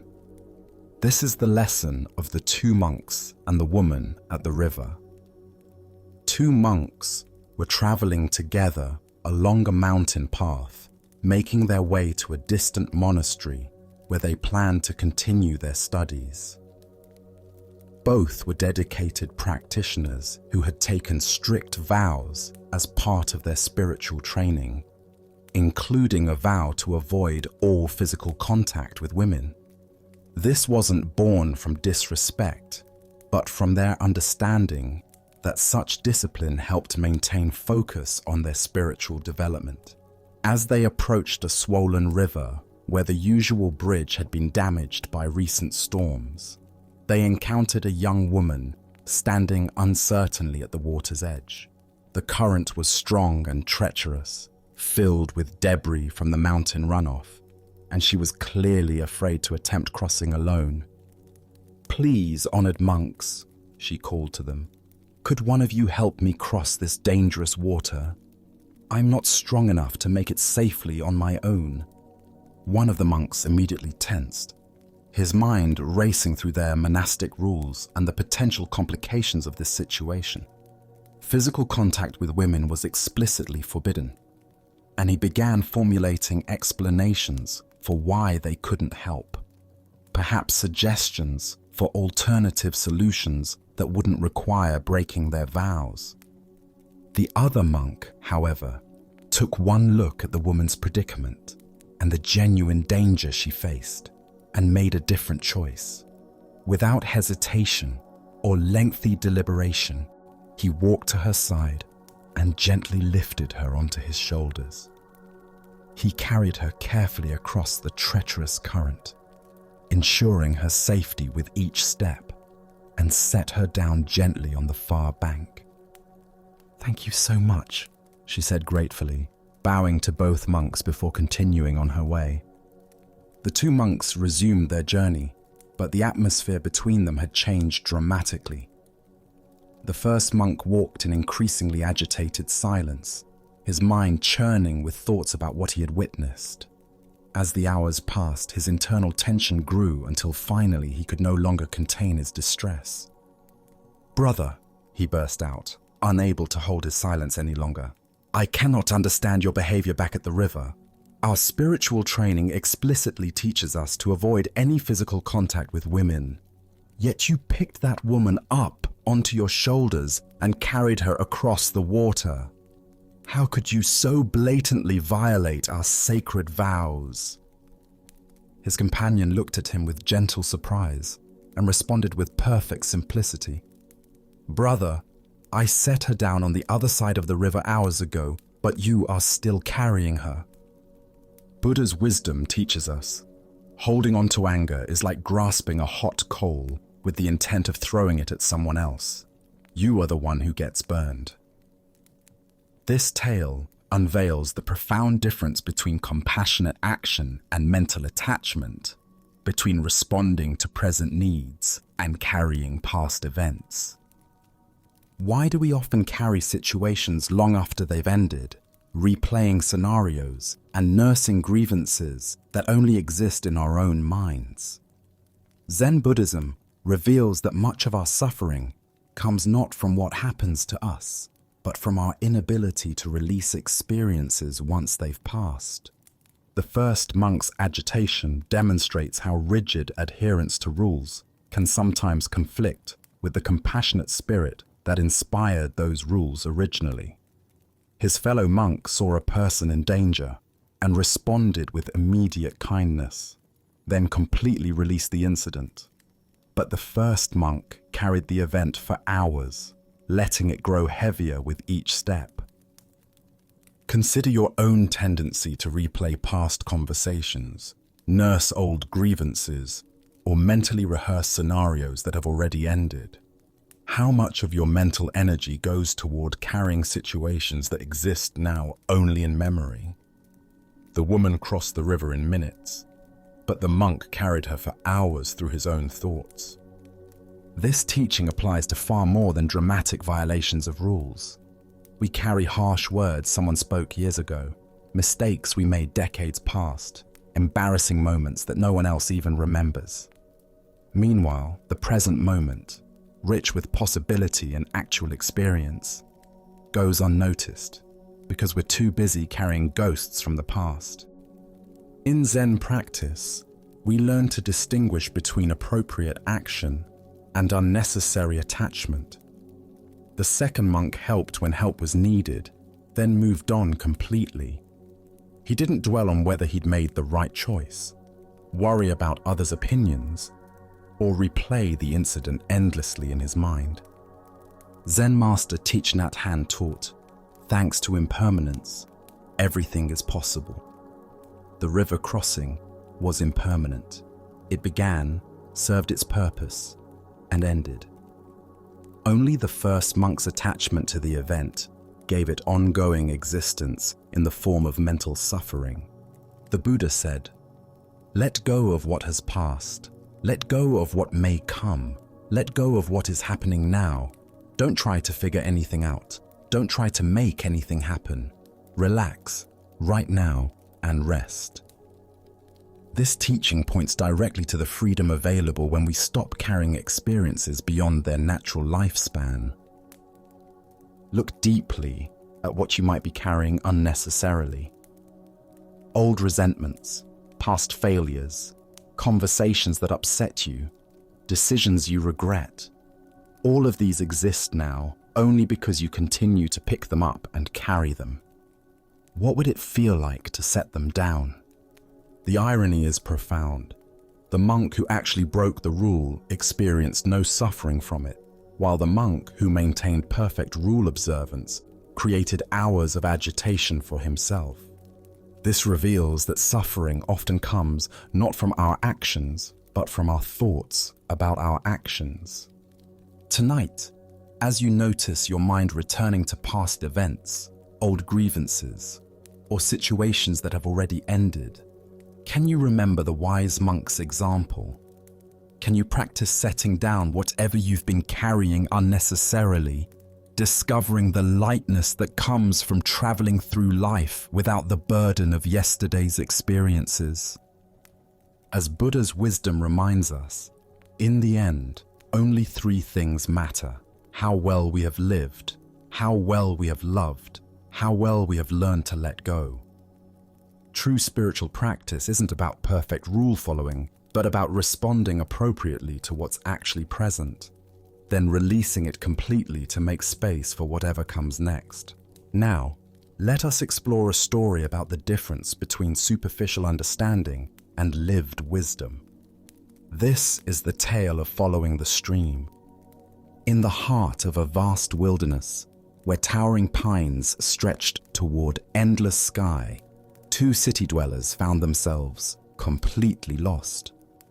They had ventured into the high timber for what was supposed to be a simple day hike, but overconfidence and poor preparation had led them far from any familiar trail. For a day and a night, they wandered through the dense forest, their anxiety growing with each passing hour. The comfortable urban world they knew seemed impossibly distant.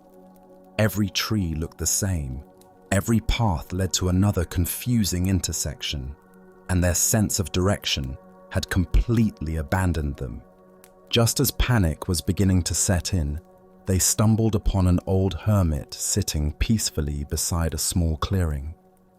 His weathered face spoke of years spent in solitude, and his calm presence offered immediate comfort to the desperate travelers. "How do we find our way back to civilization?" they asked urgently, their voices carrying the desperation of people who had exhausted their own resources. The hermit looked at them with kind eyes that seemed to see more than their immediate predicament. "I could tell you," he replied thoughtfully, "but you'd still get lost." The two men exchanged confused glances. This wasn't the straightforward directions they had hoped for. "What should we do?" they asked, their frustration evident.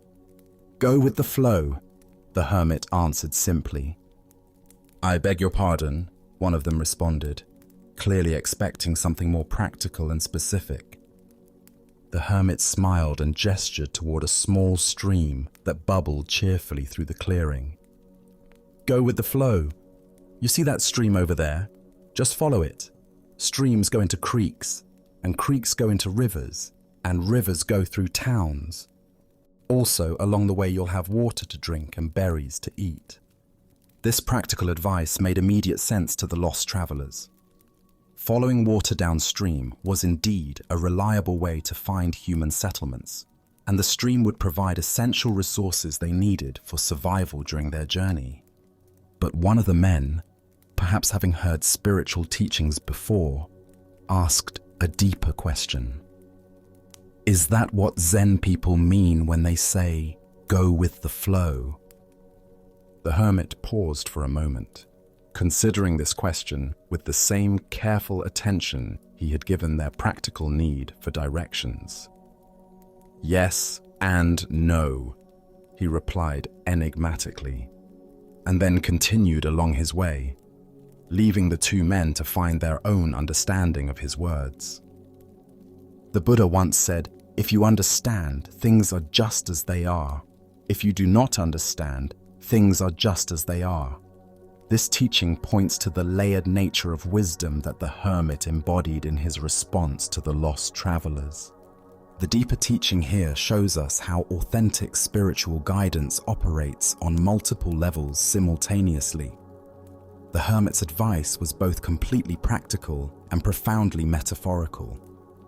On the surface level, following the stream was simply good wilderness survival strategy. On a deeper level, it represented the entire approach to living that Zen encourages. Why did the hermit say the travelers would still get lost, even if he gave them directions? This points to a fundamental truth about the difference between receiving information and developing wisdom. External directions can guide us temporarily, but they don't develop our inner capacity for navigation. Real wisdom involves learning to read the natural signs and flow with the underlying currents of life itself. Consider how this applies to our spiritual seeking. We often approach teachers and teachings looking for specific directions. Tell me exactly what to do to become enlightened. Give me the precise meditation technique that will solve my problems. But this approach, while understandable, misses the deeper point. True spiritual guidance doesn't provide a map, but teaches us how to read the territory. It doesn't give us someone else's answers, but helps us develop the capacity to find our own. Like the stream that naturally knows its way to the ocean, we each have an innate wisdom that can guide us if we learn to trust and follow it. The phrase "go with the flow" has become so common in popular culture that it's almost lost its meaning, often interpreted as passive resignation or lack of direction. But the hermit's yes and no response points to a more nuanced understanding. True flowing isn't about drifting aimlessly, but about aligning our efforts with the natural currents of wisdom and compassion. The stream represents the Tao, the natural way that underlies all existence. When we align ourselves with this deeper flow, our actions become effortless and effective. We stop pushing against reality and learn to work with the grain of existence rather than against it. But this requires developing a different kind of intelligence than our usual problem-solving mind.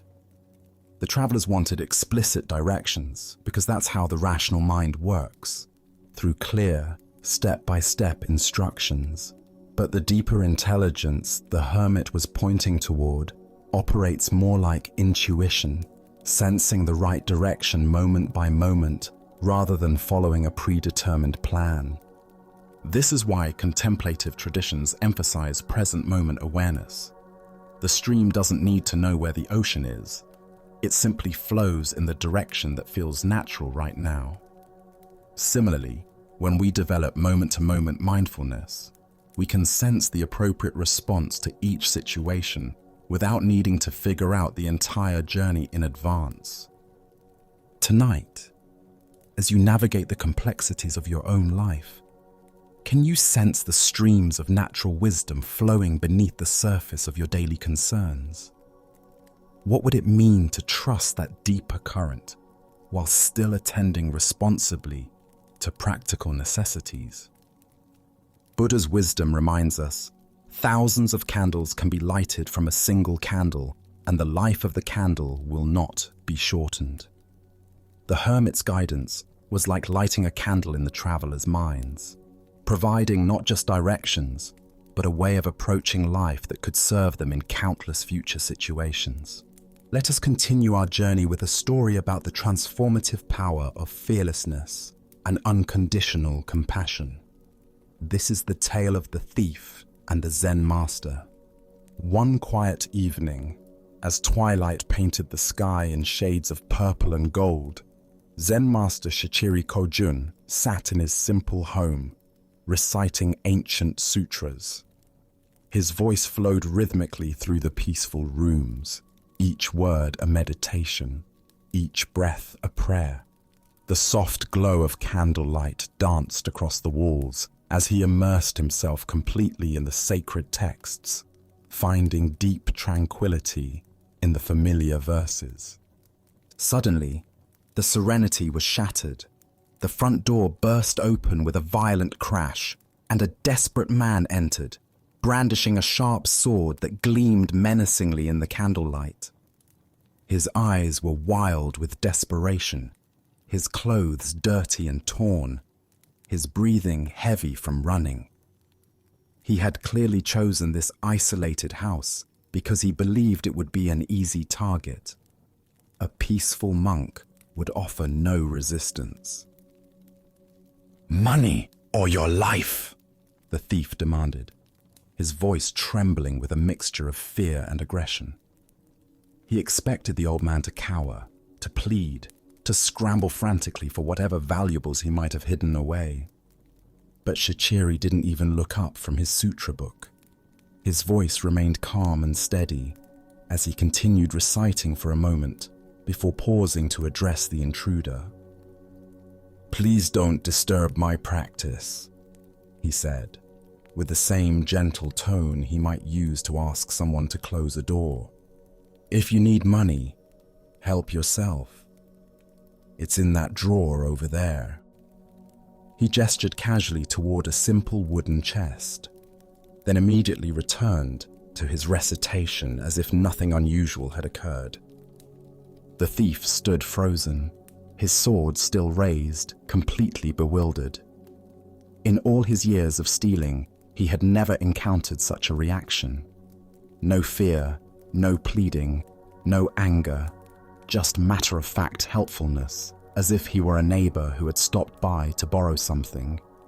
Shaking his head in confusion, but proceeding with his business, the thief moved to the indicated drawer and began gathering the coins and small valuables he found there. The soft sound of the master's voice continued behind him, reciting sacred words as peacefully as if he were alone. Just as the thief was preparing to leave with his stolen goods, the master's voice called out again. "Wait," Shichiri said, finally looking up from his book. "Please don't take everything. I need some of that money to pay my taxes tomorrow. Leave a little for me, won't you?" The thief stared at him in amazement. Here was a man who was being robbed, calmly negotiating the terms of his own robbery, as if they were conducting normal business. Almost without thinking, the thief returned some of the money to the drawer. As he turned to leave, certain that this strange encounter was finally over, the master's voice stopped him once more. "You took my money," Shichiri called out, his tone carrying a note of reproach. "And you didn't even thank me. That's quite rude, don't you think?" This final comment left the thief completely speechless. His sword hand began to shake. Never in his most violent encounters had he been so thoroughly unnerved.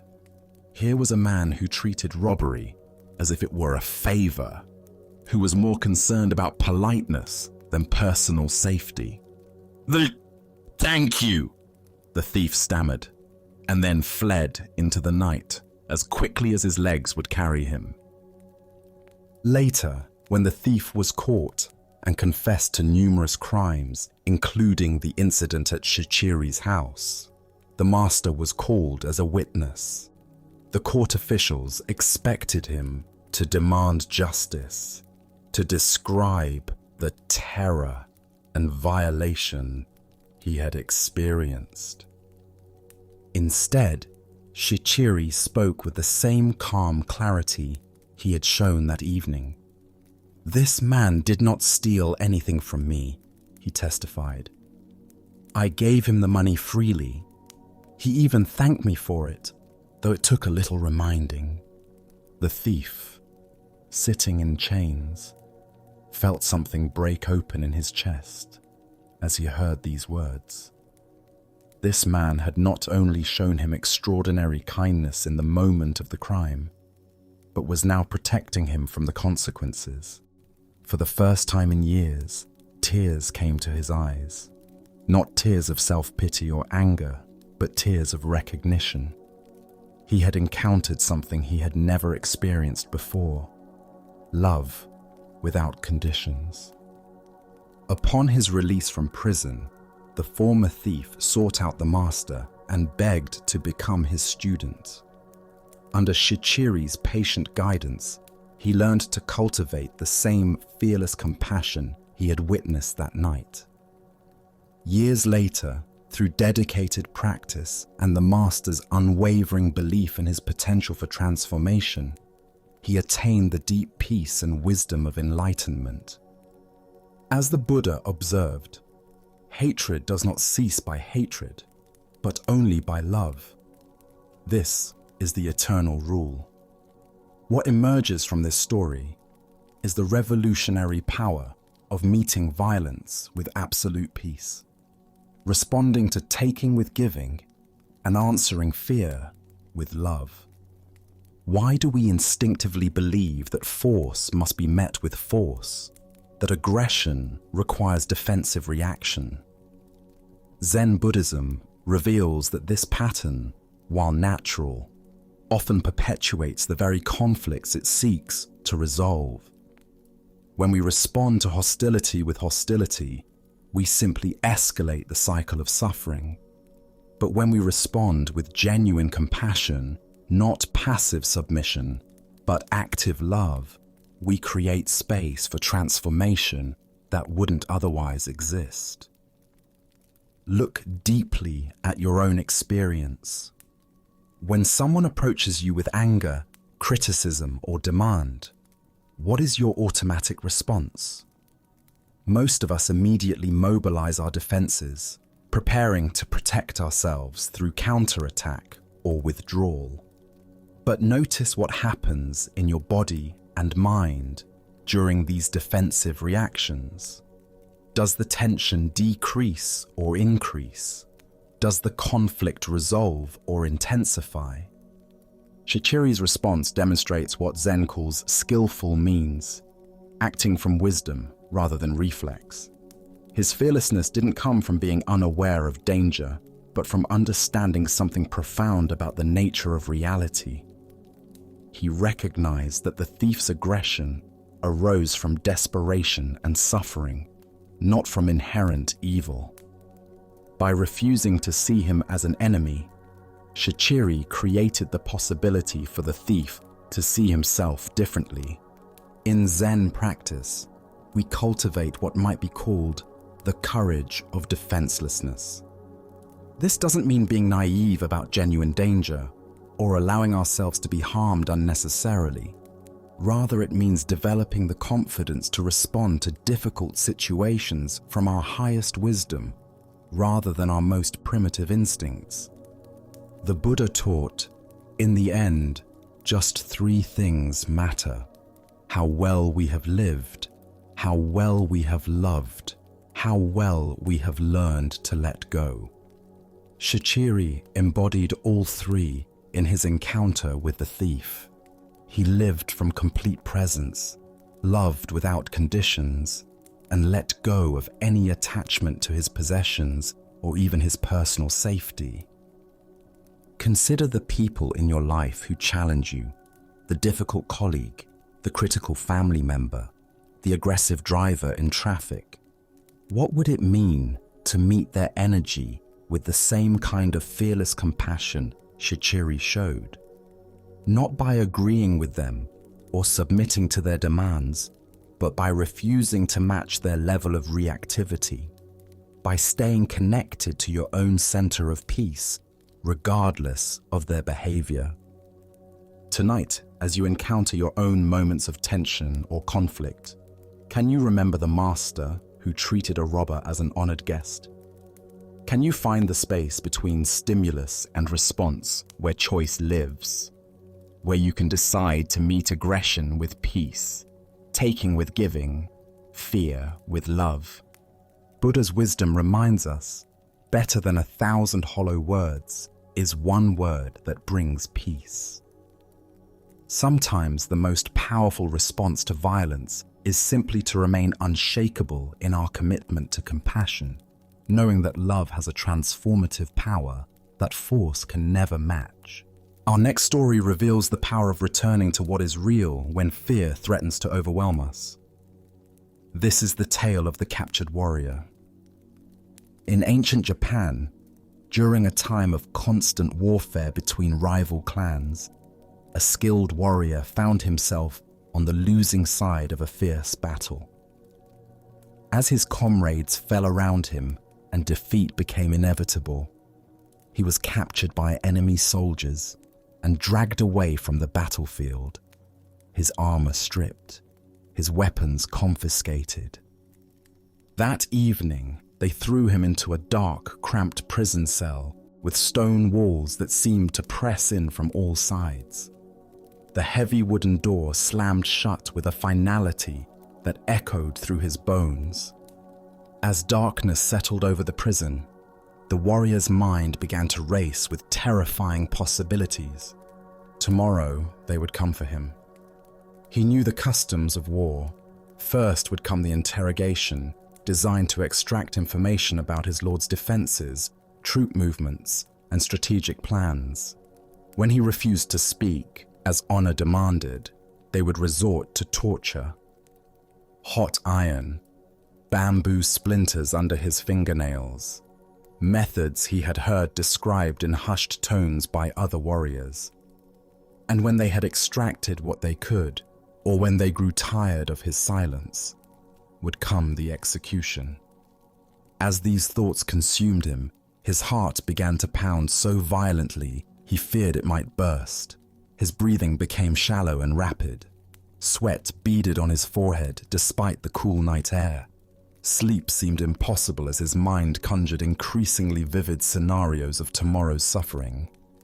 Hours passed in this torment. The warrior paced his small cell, sat against the cold stone wall, lay on the straw-covered floor.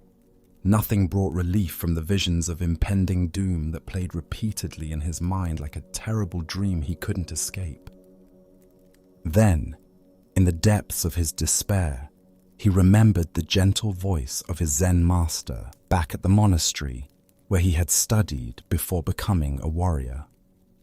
The old teacher's words came to him as clearly as if the master were sitting beside him in the cell. Tomorrow is not real, it is an illusion. The only reality is now. At first, the warrior's frightened mind resisted these words. How could tomorrow be an illusion when the threats were so concrete, so inevitable? But as he sat quietly and allowed the teaching to penetrate deeper, something began to shift. He noticed his breathing. In this moment, he was breathing freely. He felt the straw beneath him, rough, but not uncomfortable. He heard the sound of wind moving through the trees outside his window, a sound that spoke of the natural world, continuing its ancient rhythms regardless of human conflict. In this moment, he was not being tortured. In this moment, he was not dying. In this moment, there was simply a man sitting in a cell, alive and aware. The terrors that had seemed so overwhelming moments before revealed themselves to be nothing more than thoughts about a future that existed only in his imagination. As this understanding deepened, a profound peace settled over the warrior. His breathing slowed and deepened. His racing heart found a steady rhythm. For the first time since his capture, he smiled.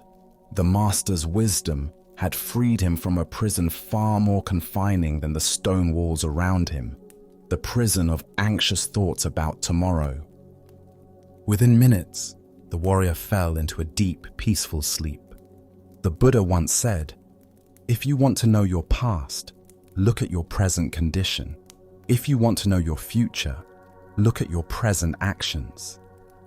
This ancient wisdom illuminates the profound truth the warrior discovered in his cell.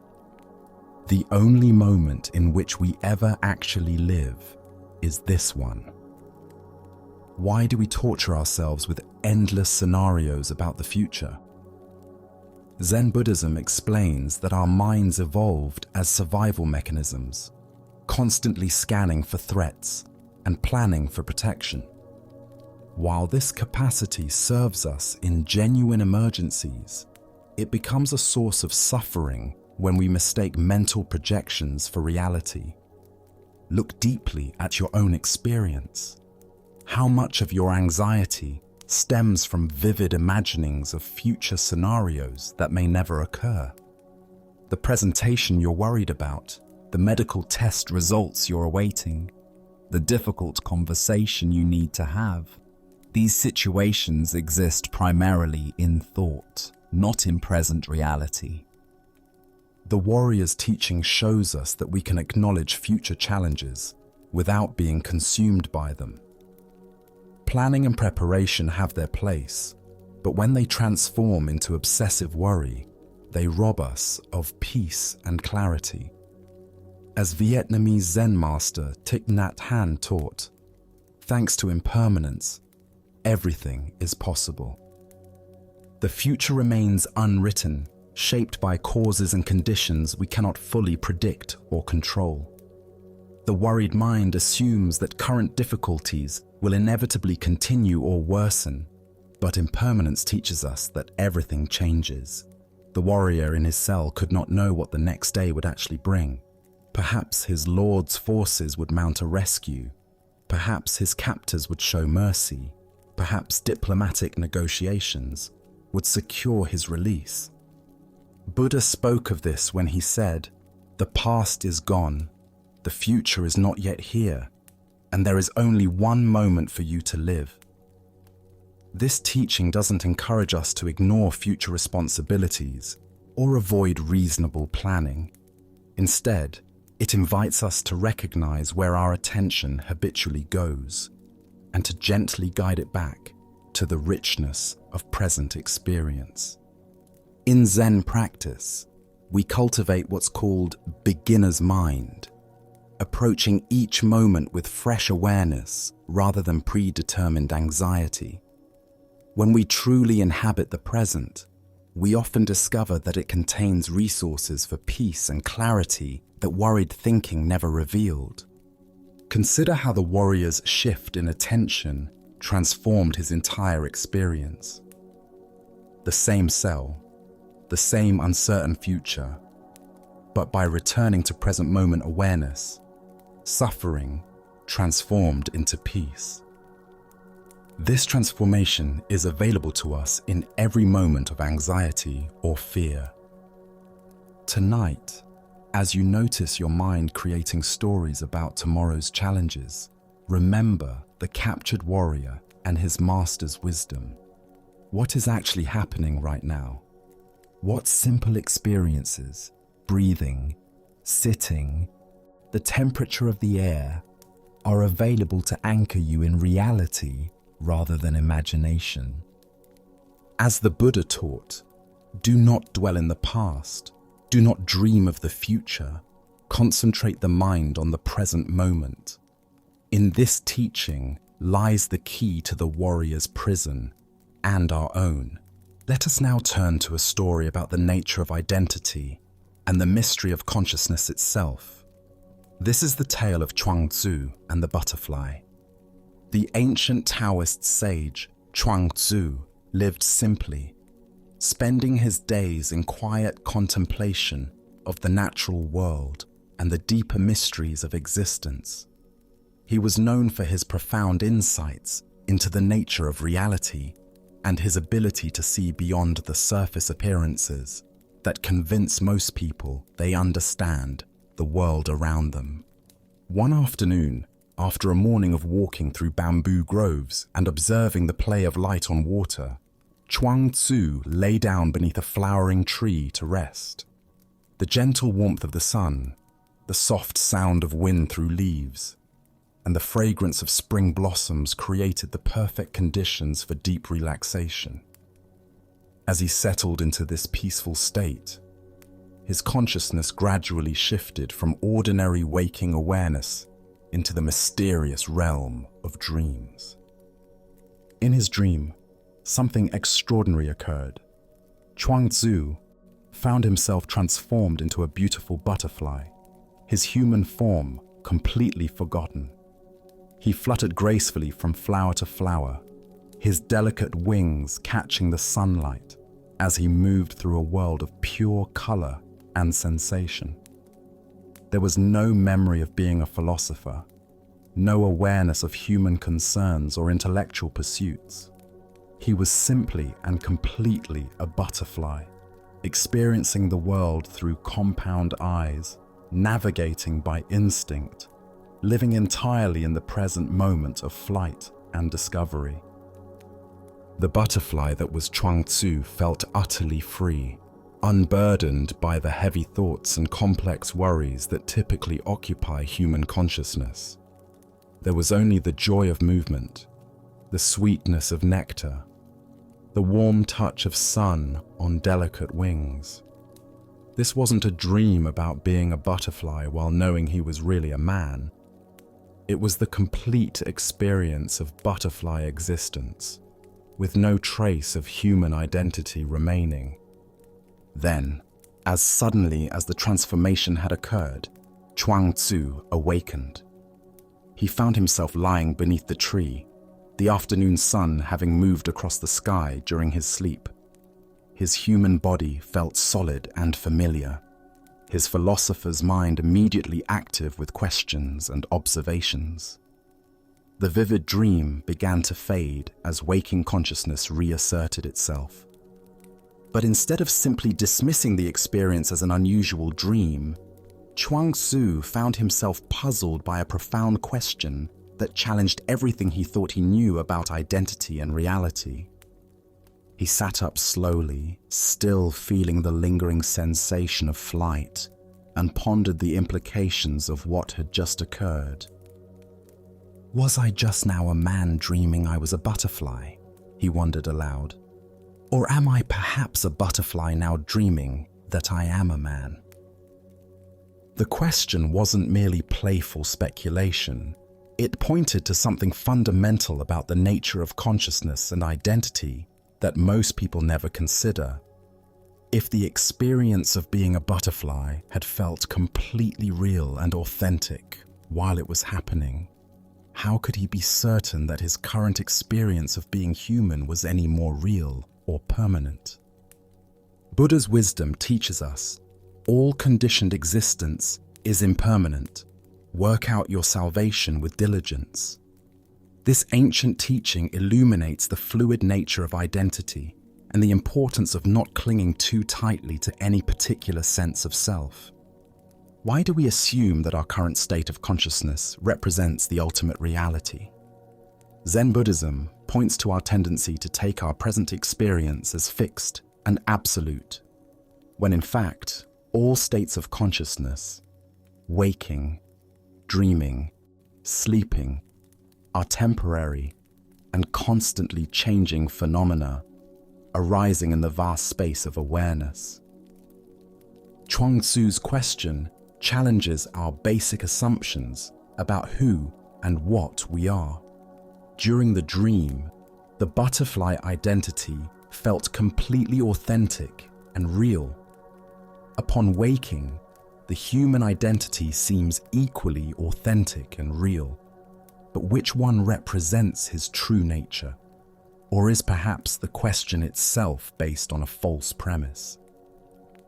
Consider your own experience of identity throughout different states of consciousness. Are you the same you when you're dreaming as when you're awake? What about when you're deeply absorbed in an activity, or in deep meditation, or in moments of creative flow when self-consciousness disappears entirely? Which of these states represents your real identity? In Zen practice, we explore the possibility that all these different identities are simply temporary appearances in consciousness, like waves on the ocean or clouds in the sky. The waves are real, but they're not separate from the ocean. The clouds are real, but they're not separate from the sky. Similarly, all our various identities and experiences are real, but they're not separate from the underlying awareness in which they appear. The butterfly dream reveals something profound about the nature of transformation and possibility. If Chuang-Tzu could completely become a butterfly in his dream consciousness, what does that suggest about the fixed boundaries we imagine exist around our identity? How solid are the limitations we place on ourselves based on our current circumstances or self-concept? Zen Master Dogen taught, "To study the way is to study the self. To study the self is to forget the self." Chuang-Tzu's experience points to this same teaching. The more deeply we investigate the nature of selfhood, the more we discover that our fixed ideas about identity begin to dissolve. The Buddha said, "Form is emptiness, emptiness is form." The man and the butterfly are both real and both empty of permanent, independent existence. They are temporary formations in the field of consciousness, each authentic while present, each naturally dissolving to make way for whatever comes next. Look deeply at your own sense of identity. How much of who you think you are is based on roles, memories, and concepts that are actually quite fluid and changeable? What would remain if you let go of your attachment to being any particular type of person? Tonight, as you move between waking consciousness and the dream state, can you remember Chuang-Tzu's profound question? Can you hold your identity lightly, recognizing that whether you're experiencing yourself as human or butterfly, worker or dreamer, the awareness in which all these experiences arise remains constant and unbound? As the Buddha observed, everything is impermanent. Strive on with awareness. The man dreams of being a butterfly. The butterfly dreams of being a man. But the dreaming itself, the pure capacity for experience, remains as vast and free as the sky, untouched by whatever temporary forms dance within it. Let us continue on our journey with a story about the intensity required for genuine spiritual awakening. This is the tale of the drowning lesson. Beside a crystal clear mountain river, where water flowed over smooth stones with the endless song of moving current, a hermit had established his practice. For years, he had lived in solitude, finding in the rhythm of flowing water and changing seasons a perfect mirror for the movements of his own consciousness.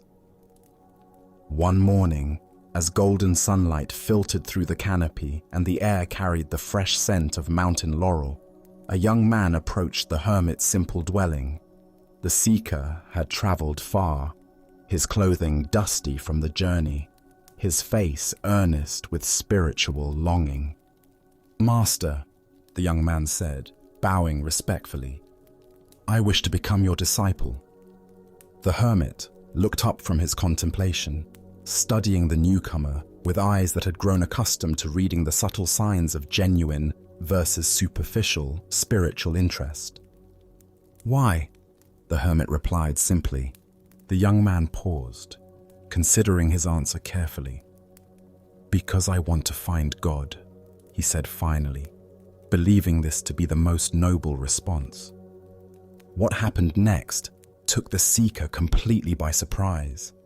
Without warning, the hermit sprang to his feet, grabbed the young man by the scruff of his neck, and dragged him toward the river. Before the stunned visitor could protest, he found himself being pushed into the clear, cold water. The hermit's strong hands forced the young man's head beneath the surface and held him there. Panic set in immediately. The seeker's lungs began to burn as his oxygen depleted.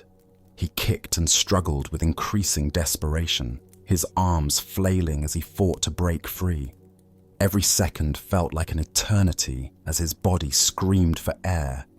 Nothing existed except the urgent, overwhelming need to breathe. After what seemed like a lifetime but was probably only a minute, the hermit finally pulled the gasping young man up out of the water. The seeker coughed violently, water streaming from his nose and mouth as he struggled to fill his lungs with precious air. His entire body shook from cold, shock, and the aftermath of near drowning. When his breathing finally normalized, the hermit spoke again, his voice carrying a different quality, still gentle, but charged with unmistakable intensity. "Tell me," he said, watching the young man's face carefully, "what did you want most of all when you were underwater?" The answer came without hesitation, raw and honest. "Air." The hermit nodded slowly, satisfied that his lesson had found its mark. "Very well," he said. "Go home and come back to me when you want God as much as you just wanted air." Without another word, the hermit turned and walked back to his place of meditation, leaving the dripping, shaken young man to contemplate the profound teaching he had just received. Buddha's wisdom reminds us, thousands of candles can be lighted from a single candle, and the life of the candle will not be shortened. Yet this wisdom must be ignited by genuine spiritual fire, not merely intellectual interest. The hermit's dramatic teaching illuminates the difference between casual spiritual curiosity and the total commitment that authentic awakening requires. What emerges from this story is recognition that spiritual seeking demands the same intensity and urgency we naturally bring to physical survival. The young seeker thought he wanted God, but his desire was still within the realm of preference rather than necessity. He wanted spiritual awakening as an addition to life rather than as life itself. Why do we approach spiritual development with tentative commitment? First is our attachment to comfort and the familiar. Genuine transformation requires letting go of who we think we are, which the ego experiences as death. Second is our misunderstanding of what spiritual seeking entails. Popular culture presents awakening as a pleasant expansion, but traditional teachings describe it as a dismantling of illusion. Third is our tendency to compartmentalize spirituality as one area among others, rather than a complete reorientation of our relationship to existence. Consider how this plays out in contemporary seeking. We collect techniques like trophies, jumping from meditation retreats to healing workshops to consciousness conferences, accumulating experiences without allowing any single practice to fundamentally transform us. We want the insurance policy of spiritual development without paying the premium of total dedication.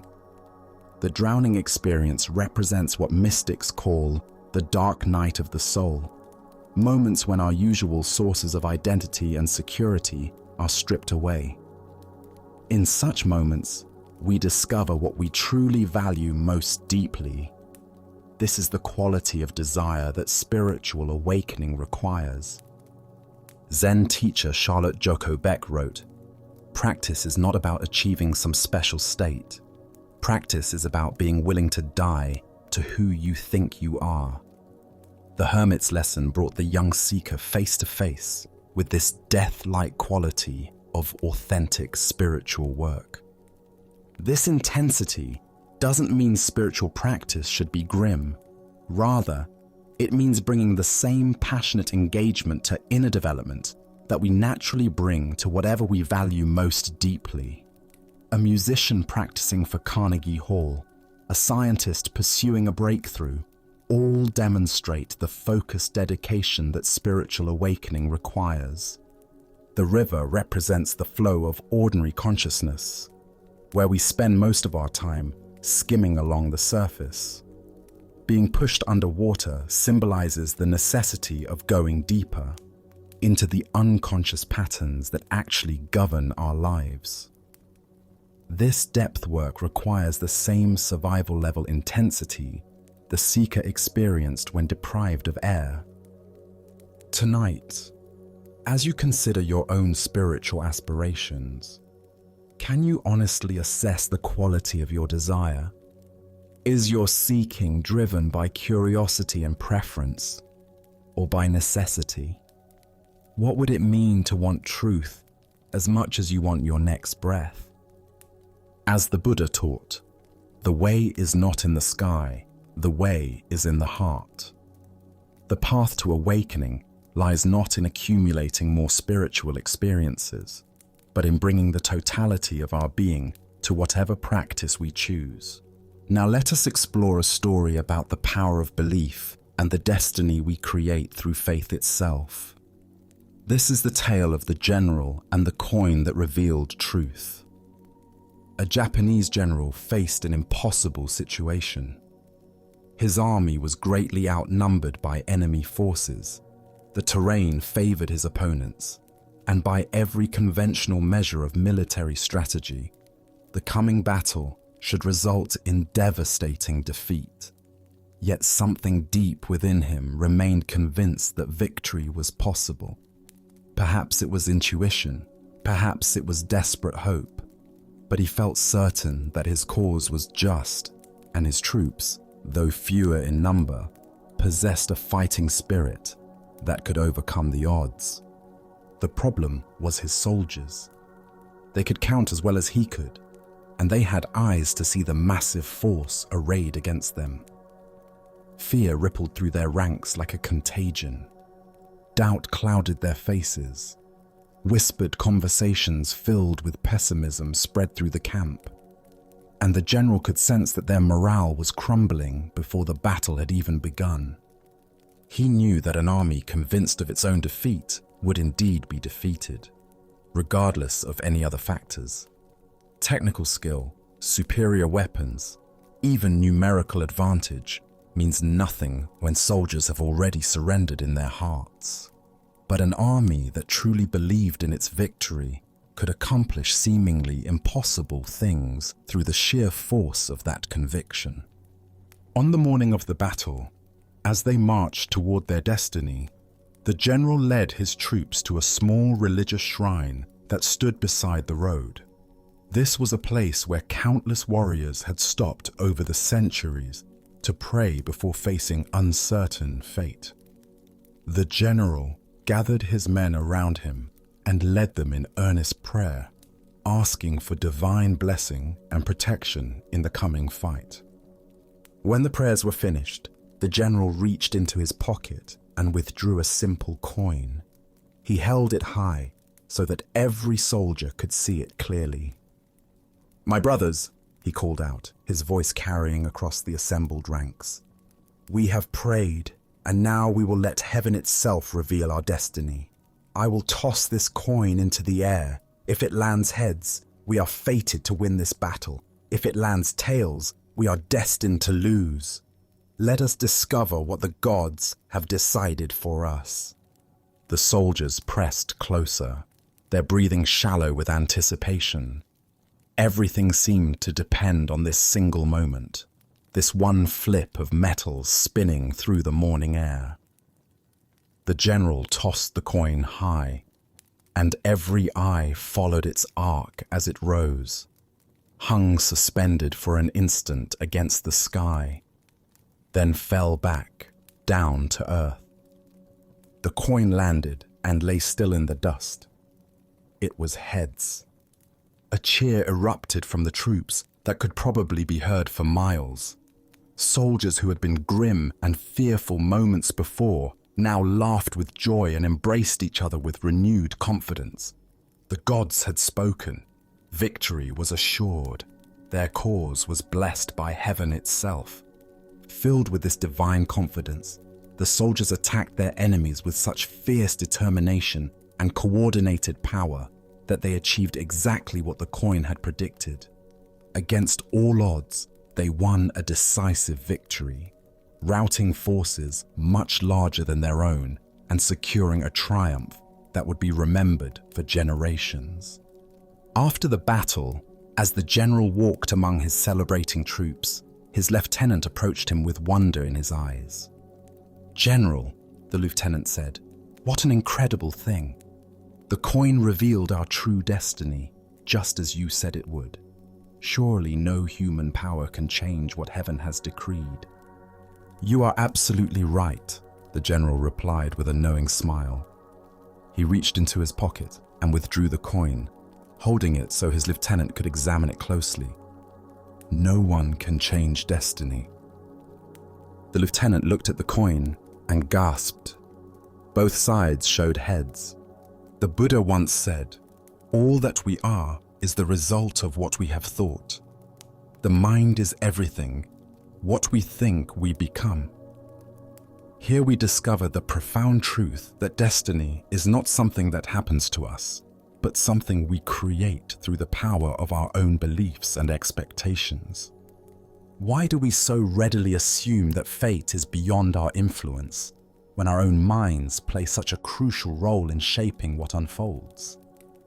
Zen Buddhism teaches that while we cannot control all external circumstances, we have tremendous power over the internal conditions that determine how we respond to whatever arises.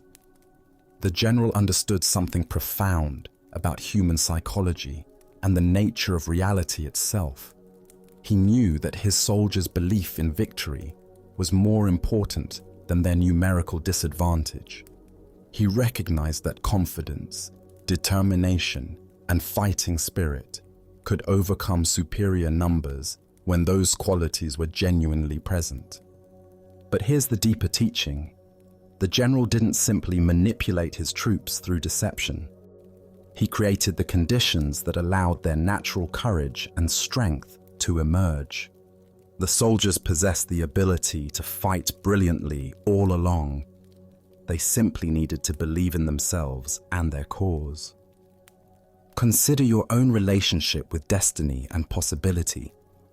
How often do you assume that outcomes are predetermined, that success or failure is beyond your influence? The general's two-headed coin represents the power we all possess to tip the scales in favor of positive outcomes through the quality of our engagement with life. This doesn't mean we can control everything through positive thinking, or that believing in something makes it automatically true. The soldiers still had to fight the battle. They still had to demonstrate actual skill and courage. But their belief in victory created the psychological conditions that allowed their best qualities to manifest. In Zen practice, we learn to work skillfully with both effort and surrender, both intention and acceptance. We recognize that while we cannot dictate specific outcomes, we can profoundly influence the energy and attention we bring to any situation. This quality of engagement often determines whether we experience success or failure, regardless of external circumstances. Zen Master Huang Po taught, "The foolish reject what they see, not what they think. The wise reject what they think, not what they see."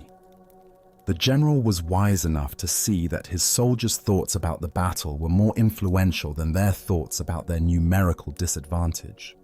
He worked with the reality of psychology rather than fighting against it. Look deeply at the various challenges and opportunities in your own life. Where might you be carrying a tails mentality, assuming defeat before you fully engaged, focusing on obstacles rather than possibilities, letting fear determine your level of effort?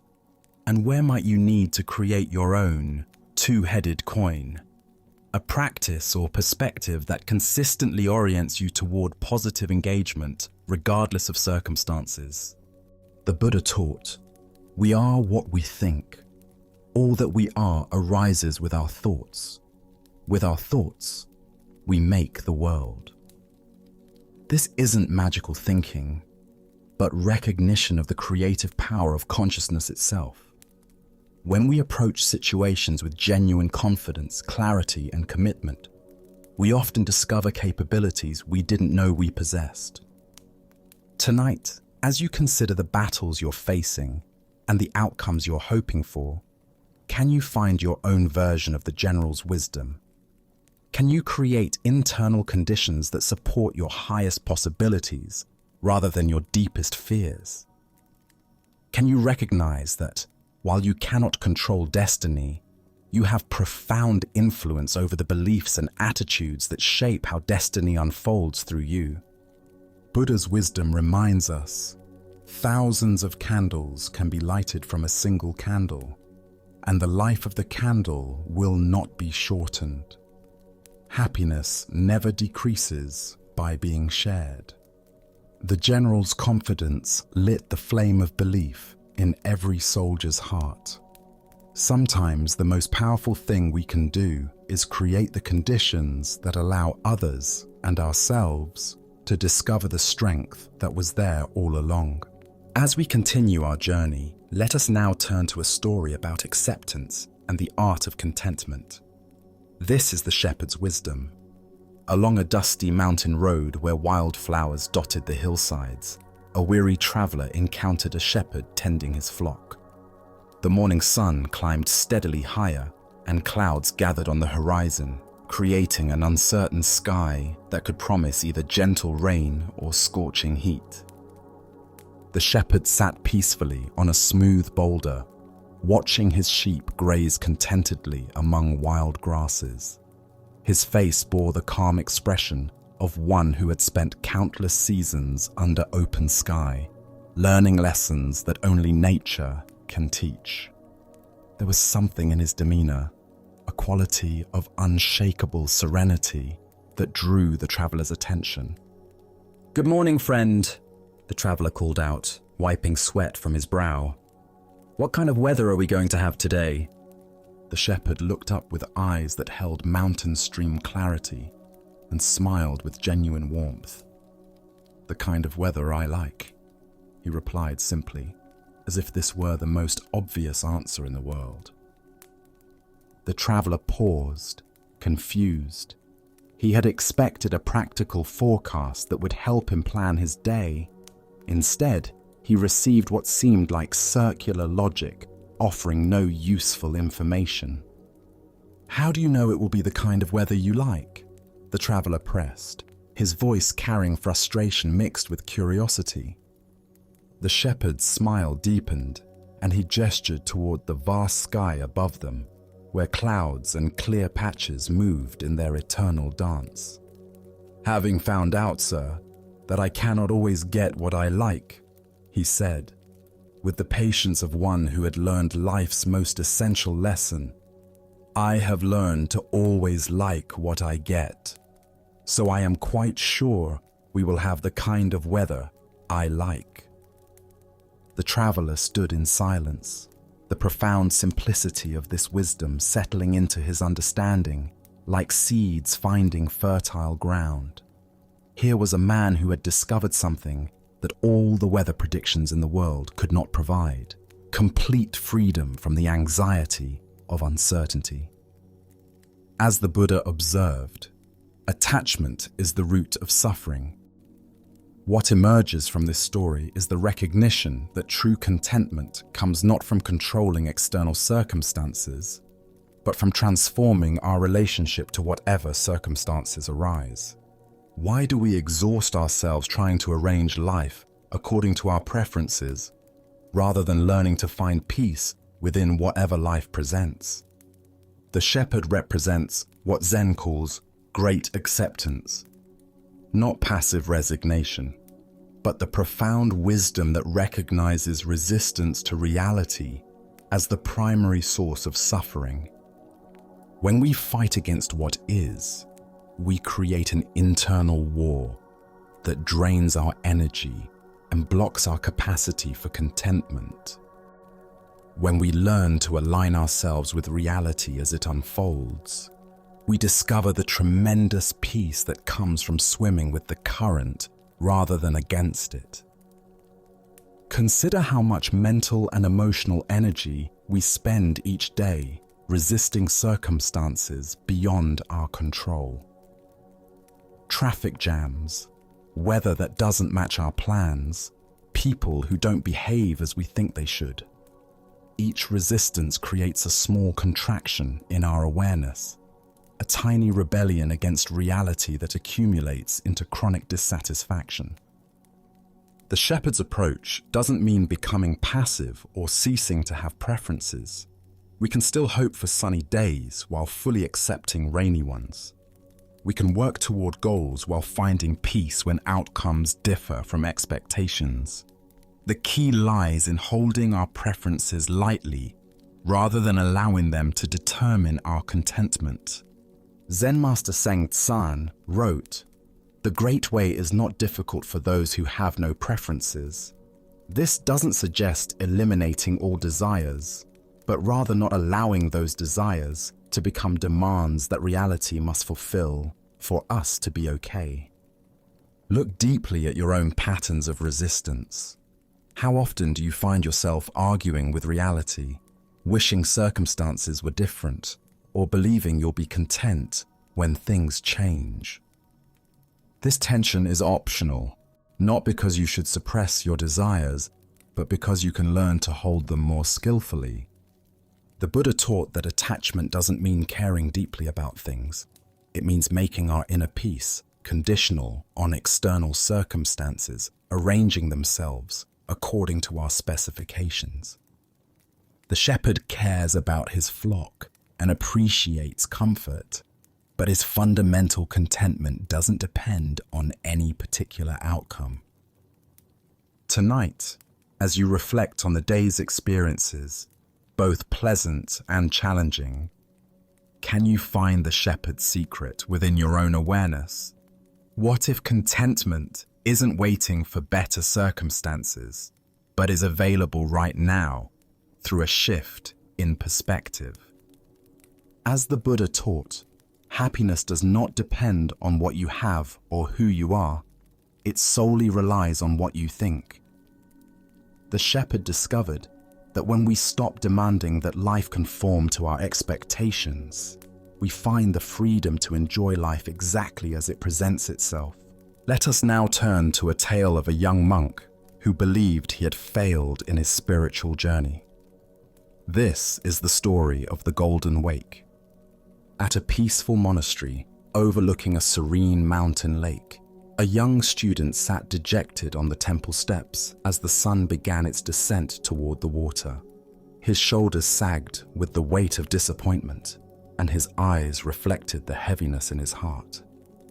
For months, he had struggled with his studies, unable to grasp the profound teachings that seemed to come so naturally to his fellow monks. "The boat is coming to take me home because I have failed in my studies here at the monastery," he said to his teacher, who had quietly approached and sat beside him. "What can I say to my family? They sent me here with such hope, believing I would return as a learned monk who could guide others on the path." The old teacher gazed out at the lake, where a small wooden boat was making its way slowly across the still water.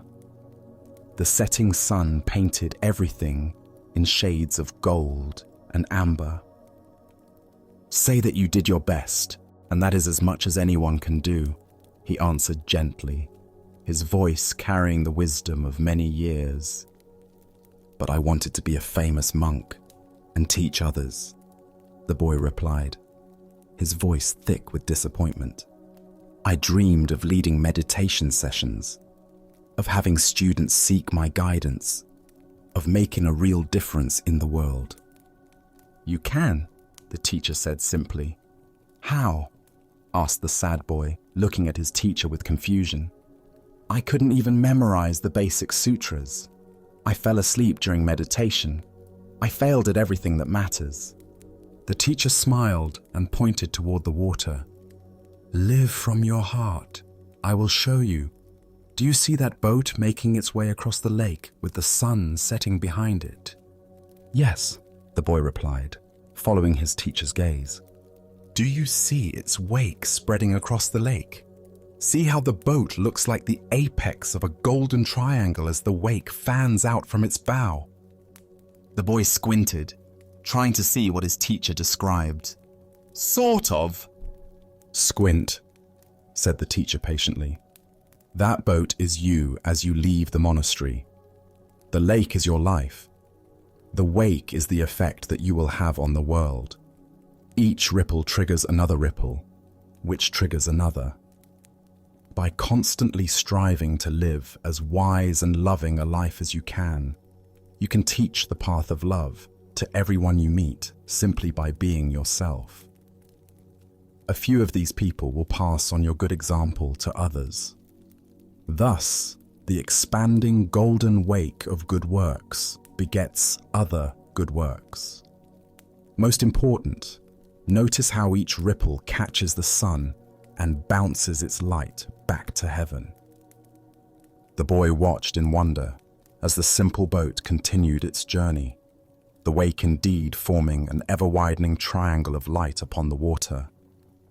Each small wave caught the golden sunlight and reflected it back toward the sky in countless sparkling points. "Would you come home with me and explain all of this to my father?" asked the boy, hope beginning to kindle in his voice. Buddha's wisdom reminds us, a candle loses nothing by lighting another candle. The deeper teaching here shows us that influence spreads not through grand gestures or perfect knowledge, but through the simple authenticity of a heart committed to goodness. Why do we believe that only formal credentials or recognized achievements qualify us to make a meaningful impact? Zen Buddhism points to our attachment to external validation and our misunderstanding of how wisdom actually transmits from person to person. We imagine that teaching requires a podium, a title, or a certificate, when in reality, the most profound lessons are shared through the quality of our presence and the integrity of our actions.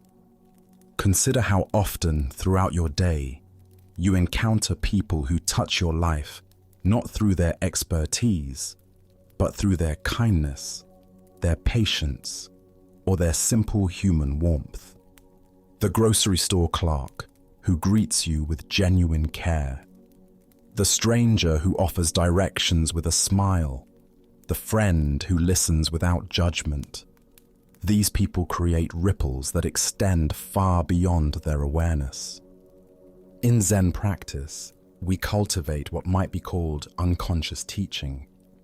This is the natural transmission that occurs when we align our actions with our deepest values.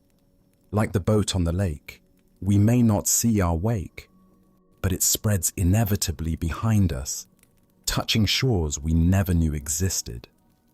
The Buddha said, "Thousands of candles can be lighted from a single candle, and the life of the candle will not be shortened."